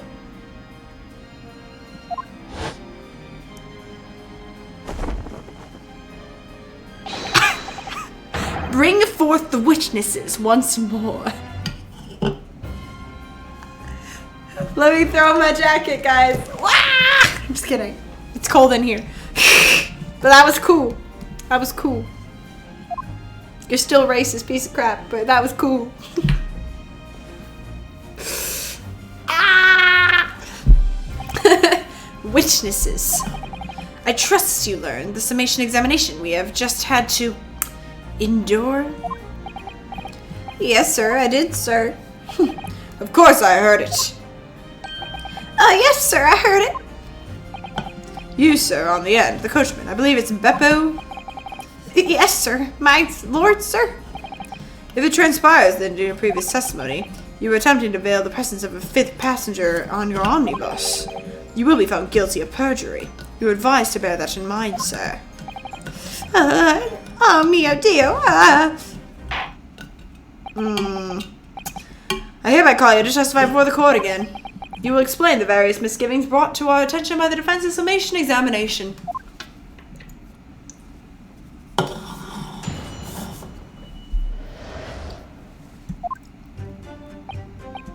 I only carried 4 passengers that night. I swear it, but, Well, I for one was told I had to pay 5 pence for the bus.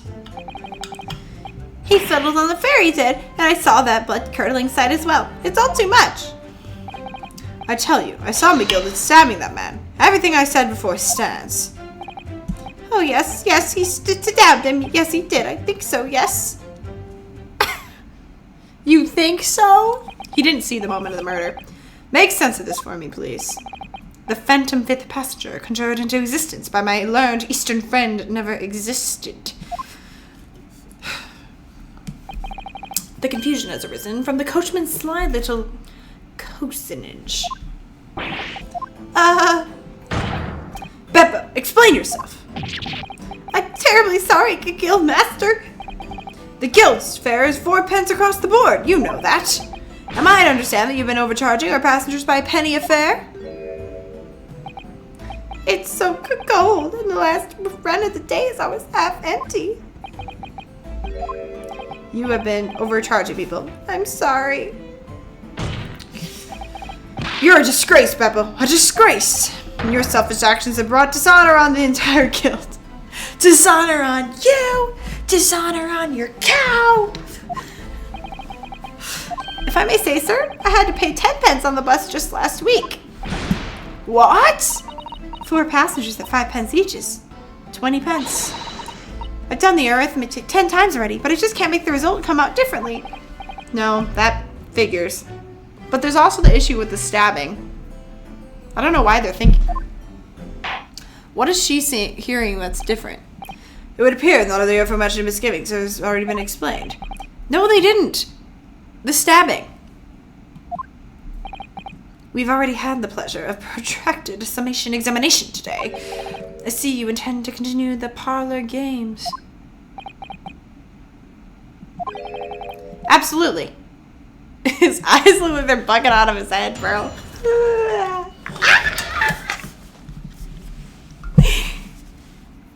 Why'd they have to make the evil racist prosecutor kind of pretty?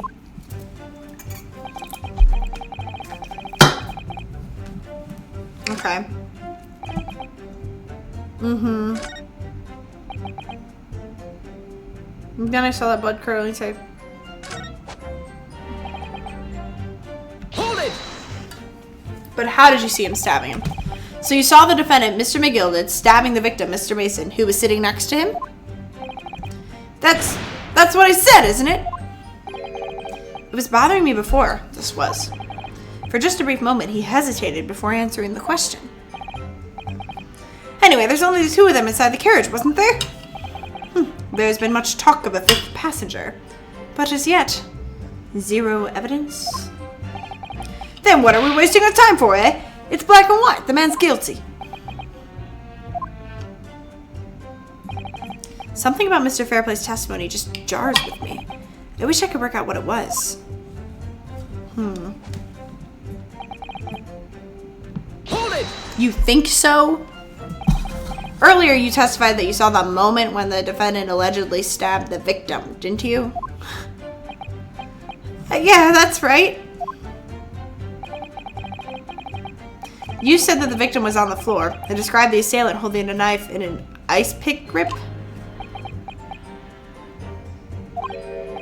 I suppose I might have, yes, put the cart before the horse, maybe. What's this? Well, I'm quite sure about most of it. I was driving the horses when I heard a scream from the seats on the roof deck. Oh, I expect that was me, sir. Then when I turned around, yes, I saw it through the skylight. The gentlewoman was on the floor and the knife was sticking up out of this midriff. That's right, yes. On the floor. The fellow holding the handle was the famous man, yes. So in short, you didn't see the moment when the victim was actually stabbed at all. I really thought I did, but when I could go over it in my head, no, I suppose I didn't.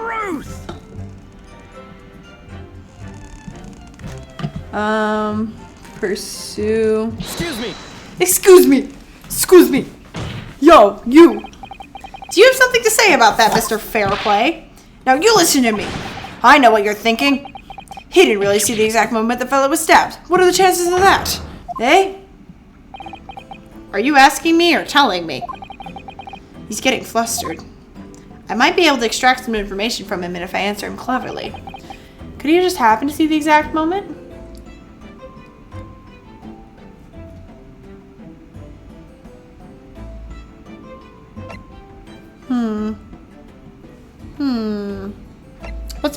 Let's be crazy first. Or like really confrontational. Well, it is a little hard to believe, certainly.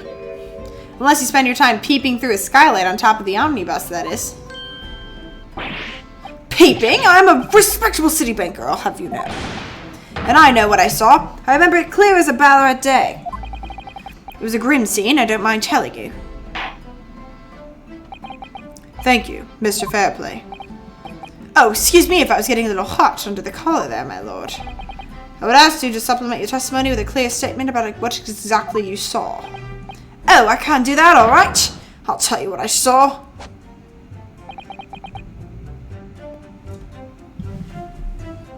Hands? Hold on, I'm presenting the gloves. I'm not even pressing. I'm presenting them gloves, bro. That make no sense. Too bad you can't do this in real court. I'd be a great lawyer. Just reset and cheat. Maybe I would be a great lawyer. I'm good at cheating in video games. Alright, present. Oh, shoot! No! I meant to press evidence. Stop talking to me. Don't give me hints. I don't want hints. Oh my goodness. Stop. Okay, hold on.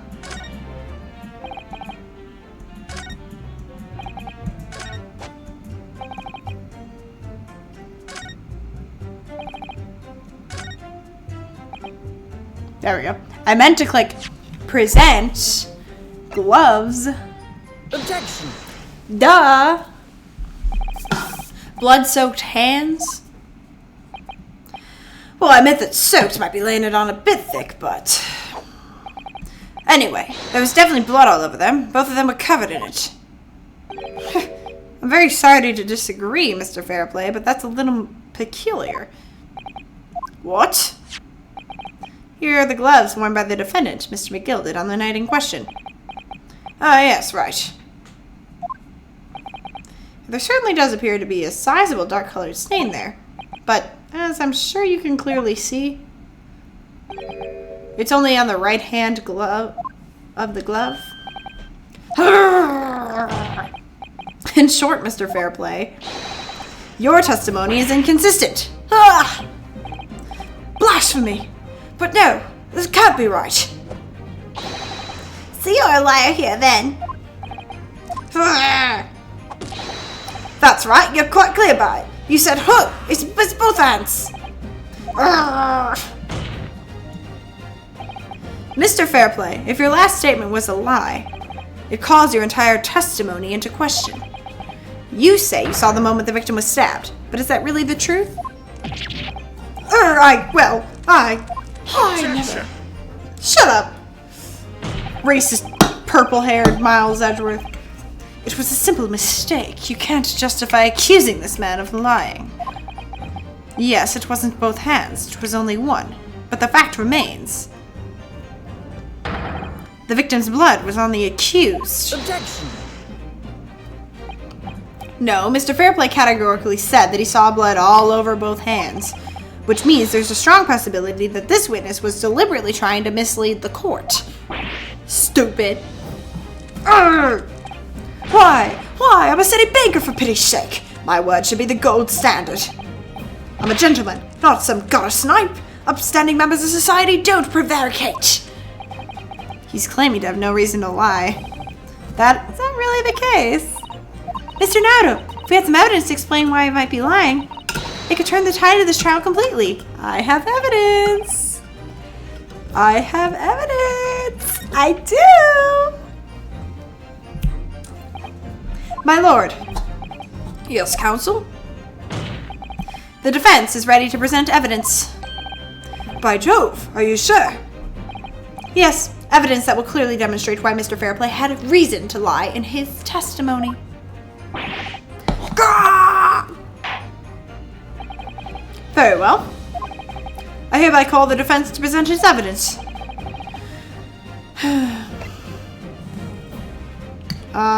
This is the one that has his...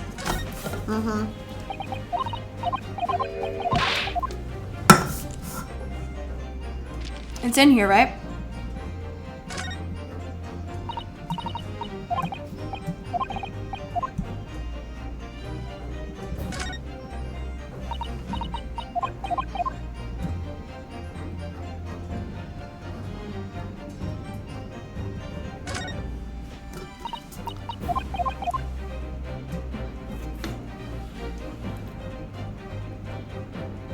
It was in here, right?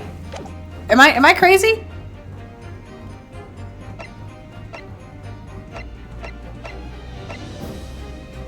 Oh. Oh, okay, it is in here. Okay.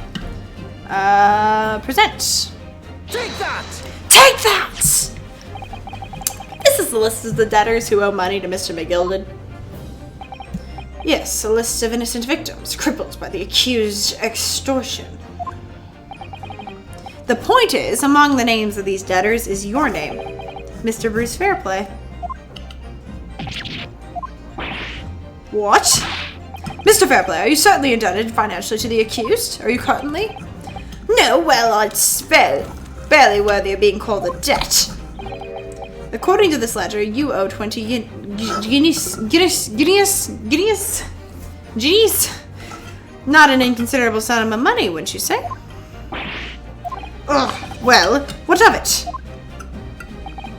Let's suppose Mr. McGilded were to be found guilty of murder. What would become of your debt in that case? These documents state the loan agreement is forged between two individual parties. Therefore, were the creditor, the defendant here, to be sentenced to capital punishment, all outstanding debts which were owed to him would be annulled. They would cease to exist. Cease to exist? Mr. Fairplay, is it not the case that you claimed in your testimony to have seen something you never, in fact, saw? In a devious attempt to annul your debt of $20 to the defendant. $20. More like $20,000.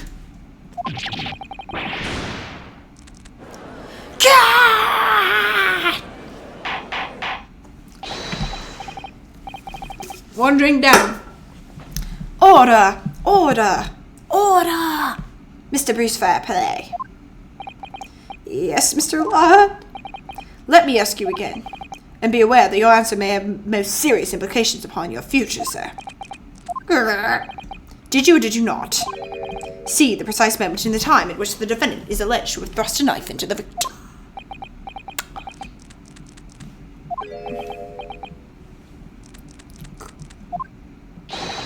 Your silence speaks volumes. You did not tell the truth in your testimony. All right, now let's not make a melodrama out of this. Perhaps I did overstate the truth a pinch. A pinch? But it makes no difference. I definitely remember seeing blood on Mr. McGillen's hands, both of them. Objection! And yet, only one of the defendant's gloves, which we have here as evidence, is stained. So you keep saying. I wonder if I might be allowed to speak, sir? Go ahead, Mr. First. Well, the thing is, I think I remember seeing it myself as it happens. Seeing what? The blood, sir, on the assailant's hands. I think, yes. I'm most certain that it was on both of his hands, not just one. What? No, that helps you. If they both saw it on both, and the evidence only shows one, then there was somebody else there to stab him, and then he hid in the cupboard underneath the seat.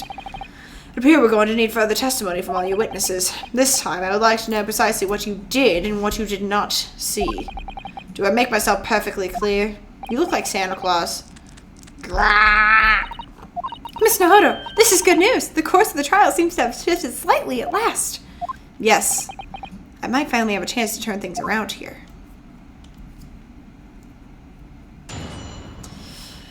Why do they always go at the same time? There was blood on both hands of the assailant. I sincerely and distinctly remember that. However, I suppose you might say that I didn't see the exact moment of the stabbing transpired, if that matters. I remember seeing the knife, and I remember seeing both the attacker's hands with blood on them. I didn't actually see anything myself. No, not until I heard that scream. Anyway, the fact remains, there can't have been anyone else inside that carriage, or we all would have seen. That's not true. There's a lot of evidence. Ho, ho, ho. Well, lo and behold, ho, ho, ho. In truth of fact, not one of you was witness to the crucial moment the crime was perpetrated. I apologize, my lord, but it was honestly... Oh, there was no one else inside that carriage. The man's hands were covered in blood. That much incriminating evidence is tantamount to saying we saw the man do it. That's really not what the testimony is about. Let us examine the interior of the omnibus once more. The victim's fresh blood is clearly visible on the seat, corroborating in the witnesses' accounts. In other words, there is no substantial nor significant change in the facts of the case. Very well. Your cross-examination, please, counsel. Yes, my lord. He's getting more confident. It's the power of grief. La la la la. Nope, that's fine. That's fine. That's fine. It's the last statement that's confusing. I'm gonna press this. Why am I using it? And everything you saw of the incident was through the skylight on the roof of the omnibus? That's right. I fiercely cold that night, but the glass wasn't frosted over. Ah, yes, I remember I was shivering. It was so bitter. Which rather begs the question of why the pair of you were sitting on the roof in the first place. I don't know this young fellow, but I couldn't enter the cabin. Oh? Why not? It was locked from the inside. I tried knocking, but no one opened the door. It was locked? That's right. It was a public bus service, for pity's sake. That's not what I call fair play. Yes, I had exactly the same experience. I tried knocking, but the gent inside just gestured at me to clear off. So I had no choice but to climb up to the roof deck and look down longingly into the warm fabric below. I assure you I wasn't just looking down. I was glaring long and hard. That's precisely why I can tell you with absolute confidence that if there was anyone else in that cabin, I would have noticed. Unequivocal, I would say. I'm not sure about these two witnesses. Could they really have seen everything inside the cabin through the skylight? They might not have been able to. Allow me to confirm one thing, Mr. Fairplay. You were riding this omnibus and witnessed the events in the cabin through the skylight on the floor of the upper deck, is that right? That's right, yes. In that case, there's a portion of the cabin interior that would have been out of sight from you. What? By golly, really? Obviously, at this stage, we can't say for sure. But the possibility cannot be denied that at the time of the incident, there could have been another passenger in the enclosed cabin of the omnibus. Objection! Enough hypothetical meandering, my friend of a beautiful, beautiful land of Japan. The prosecution demands that you substantiate your claims. After all, the scene of the crime is here in the flesh. Very well, I will uphold the prosecution's demand. You will identify the area of the cross-section of the plane on this cross-sectional plane of the omnibus. Let's save. I think that they were probably hiding in that, like, equipment part. I believe it was the seat? The back seat, if I'm not mistaken. So it would have been... right? There. Take that! Both rows of seats on the roof face in the direction of travel, whereas the seats in the enclosed cabin face each other, which means The visible part of the cabin, which passengers on the roof deck can see through the skylight. It's as I've drawn here. Ah! That's right, my lord. As you can see, the seat opposite the one on which the victim and his attacker were sitting is obscured from view. In other words, someone had been sitting in that seat. It's quite possible that these witnesses would have been completely unaware of it. Objection! Shut the front door! It's quite possible some phantom was sitting there. You, my beautiful friend of the foreign country in which I have not visited but plan to one day, have a forbidding habit of obscuring the truth with ambiguity. Boy, I'm trying to stop you from getting canceled. You're kind of pretty. So is he, though. I don't know. They're all pretty. I concur with the prosecution's rejoinder. In a British court of law, evidence is paramount. I cannot entertain this conjecture, counsel. That is, unless you're able to put a name to this mysterious passenger to whom you allude. Can you, Mr. Nohoro? I honestly don't know. Who could it have been? Who could have been on the other seat, which was out of sight? Let me save. I'm gonna say I don't know for now. And then I will go back. I don't know. I have literally no idea. But as a proud citizen of the Japanese Empire, you will look to the sky and walk on, making sure all signs of tears are gone. Go on. This isn't just a case of going on, Miss Usato. All right then, I'll go on. The defense would like to put forward a name. I don't know. You are a fool. That is Disney villain word. That response was a desperate attempt by a man who has no notion of his own limitations. You would know, wouldn't you? A toast to the hard lessons not yet learnt. Let us not delay, counsel. The defense is still to name the passenger in the other seat. This could be it. This could be the chance I've been waiting for to turn the trial in my favor. On that night, on the night of the murder, the person occupying the seat in the omnibus that was obscured from view was... Let's save my progress again. I don't know who it was. Who can we randomly accuse? Who do we know? Who can we accuse of the crime?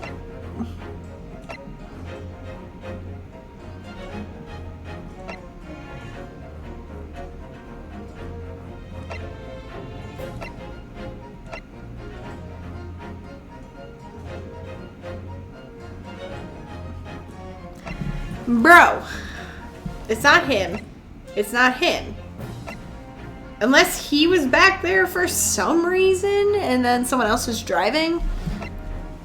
I think it's this man. Take that! I accuse your... Yes, concealed in the blind spot of the cabin of the night was not this dude. No, whatever so-called logic you used to arrive to that conclusion, it matters not. I just wanted to make you mad at me. Fine. Fine, it's not him.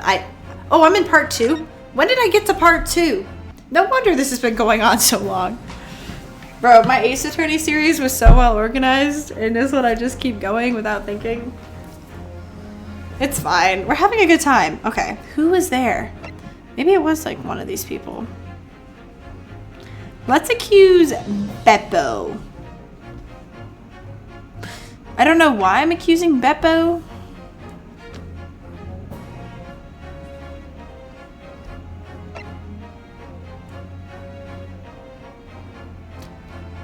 Take that!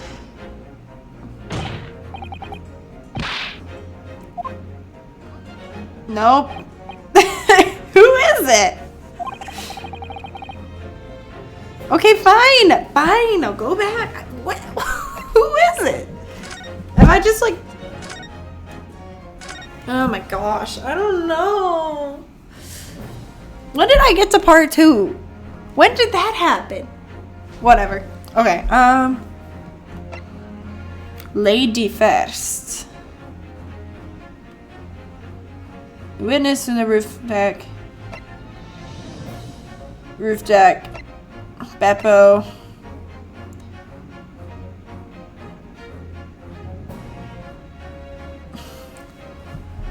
Bro, who was it?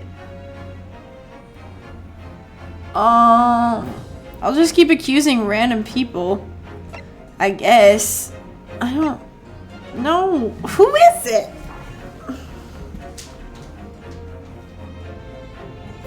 Take that!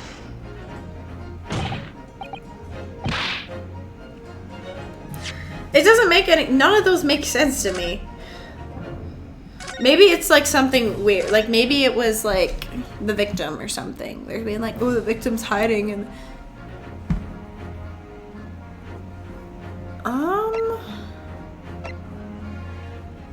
Let's just try that. Take that!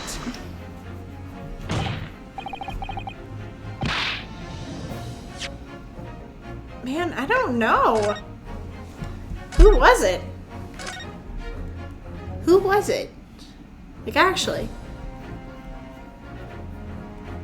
I'm confused. Okay, let's try... I already tried you. Take that! Oh, I guess that one was it. The passenger in the enclosed cabin that the witnesses in the roof failed to see? Oh, duh! Someone else dressed like him and then sat there. Gadurr. Okay, whatever. Has to have been Mr. Magnus McGilded. Yeah, because like they didn't actually see him do the crime. They saw someone else do the crime. Gilded? What are you talking about, counsel? That's the name of the defendant. They all immediately say guilty.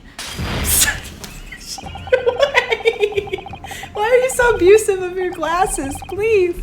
If I desecrate this chamber by smashing my hollowed chalice, do forgive the discourtesy. Lord Van Zarks, people talk of those tiny island nations in the Far East as having a learning and culture of their own. But I see they use the terms ill-advisedly. What are you trying to say? Bro, he's been calling you like a slur this whole time. Like, I wouldn't be surprised. Let me explain in terms that even a student of an artless backwater such as yourself might understand. When the bloody scene unfolded, the victim and his assailant were sitting side by side. Multiple witnesses have attested to the fact. It's the very premise in which this case is built. Objection! But that premise may be wrong. What? If the victim really was sitting beside Mr. McGilded, it creates an inconsistency that can't be reconciled in any way. What inconsistency, counsel? The defendant's gloves, my lord. Both witnesses made the same testimony. They claim there was blood on both hands of the person sitting next to the victim. Objection! Yet we know the truth to be otherwise. Only one glove bears the gory remains. Objection! The point is, even in the face of this irrefutable evidence, both witnesses have maintained their stance. Yes, their testimony remains unchanged. Exactly. They both adamantly swear that they clearly remember seeing blood on both hands of the assailant. In short, their memory of events is correct, and their testimony reveals the truth. It was somebody else sitting beside the victim that night, a third party we have yet to identify. And the victim's blood was on that passenger's hands, both of them. Objection! And who was this third party? Obviously, the true culprit. Extraordinary.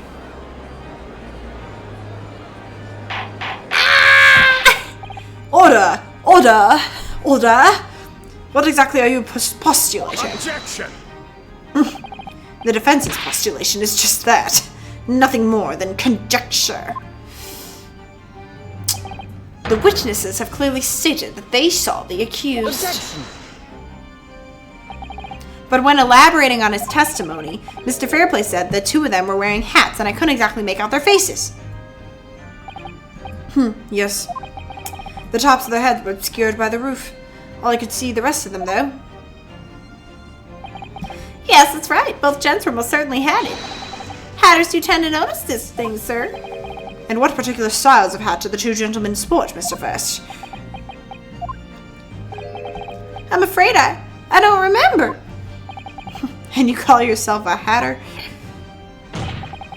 The style of hat makes no difference. There was no third passenger in that cabin. How can you be sure? Because if there had been, the accused, Mr. McGilded, would have undoubtedly have offered to dispose the fat.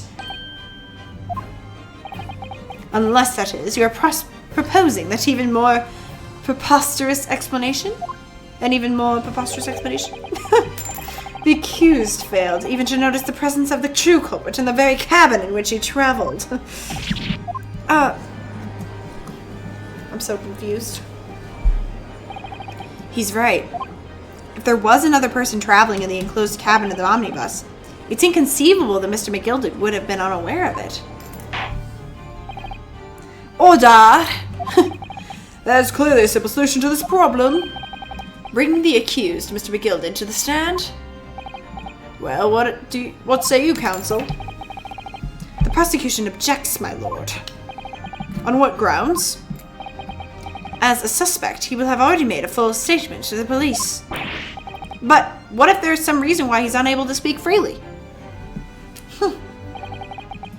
Magnus McGilded is no uneducated ruffian. If it is indeed turns out the man has been withholding information, you can be sure it will have been most deliberate act. Counsel for the defense, what is your opinion? My lord. Should we ask him to testify? Yeah, we want that.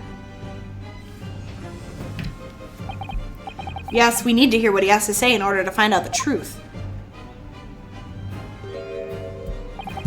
The defense would like to call Mr. McGilded to the stand. In that case, I would like to hear the opinion of the jury. Yes, I need a little time to consider this. If you ask me, I think we should hear what Mr. McGilded has to say. Get the man out here, I say! It would be utterly illogical not to hear his testimony. When something needs doing, get it done. That's how I run things at the guild. Hearing what the patron of my favorite little park has to say. Oh yes, that would be lovely. Jury says the man must be heard. Very well. The court will hear the defendant's testimony. Bailiff, show the defendant to the stand at once. This is wild.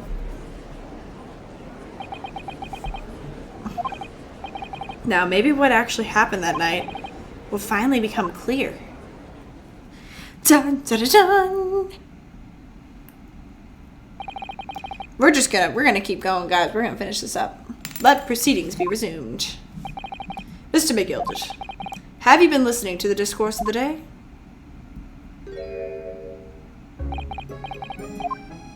Be sure I have, my lord. There are now two matters in which the court desires to hear from you. Alright, I got another drink so I can fit in with Mr. Racist Miles Edgeworth. Anyway, there are now two matters in which the court desires to hear from you. As I said, the first is whether or not there was a third party with you on the omnibus cabin, as proposed by the defense. The second is that if such a person was indeed present, why did you conceal that fact from the police? But God, no! 'Tis not my nature to hide anything at all. Anything at all. Just answer the questions, please. The truth of the matter is, I've been desperate about this all along.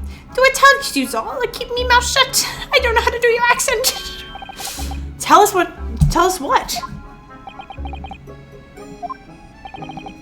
The fine fellow representing me is absolutely right. In the carriage on the night with myself and the other man was another passenger. It's true. Aye, and 'twas me who helped the little urchin get away after it all happened. You What?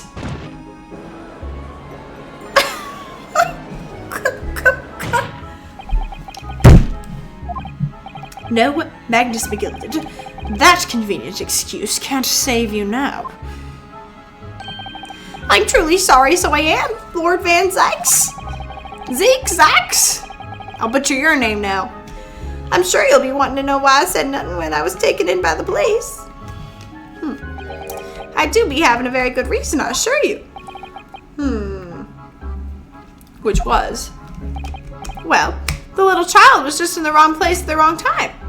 And not in any way involved, you see. What? If the police had known the wee one was there, they'd have assumed she'd done it. They'd have hauled her in this here courtroom just like meself. I was only trying to spare her that. Young hearts and young minds are easily damaged, my lord.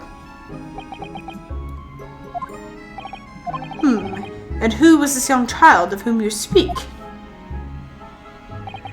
That I don't know. You don't know? Aye, well, the wee ting just happened to be in the garage at night. I never saw her before since... Objection!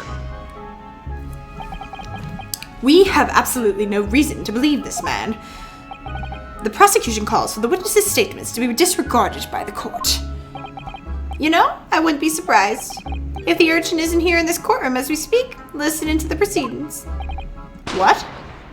Bang! Smoke! Ah! Fire! There's a fire! Someone's trying to get away. It's no use. I can't see anything through the smoke. What is going on? What? Be careful, Mr. Naruto. Cover your face. Bailiff, don't let the accused escape. Secure the omnibus. I hereby call an emergency recess. Bailiff, ensure the defendant is in custody. Clear the courtroom.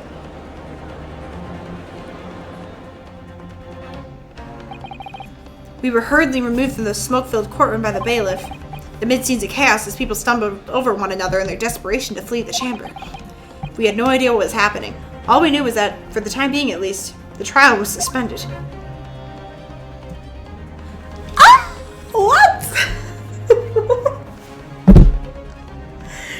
Yo, what? In the world? Okay, I'm gonna go process this. Next time, see you. Sunday, 12 p.m. Central, I don't know. Peace out.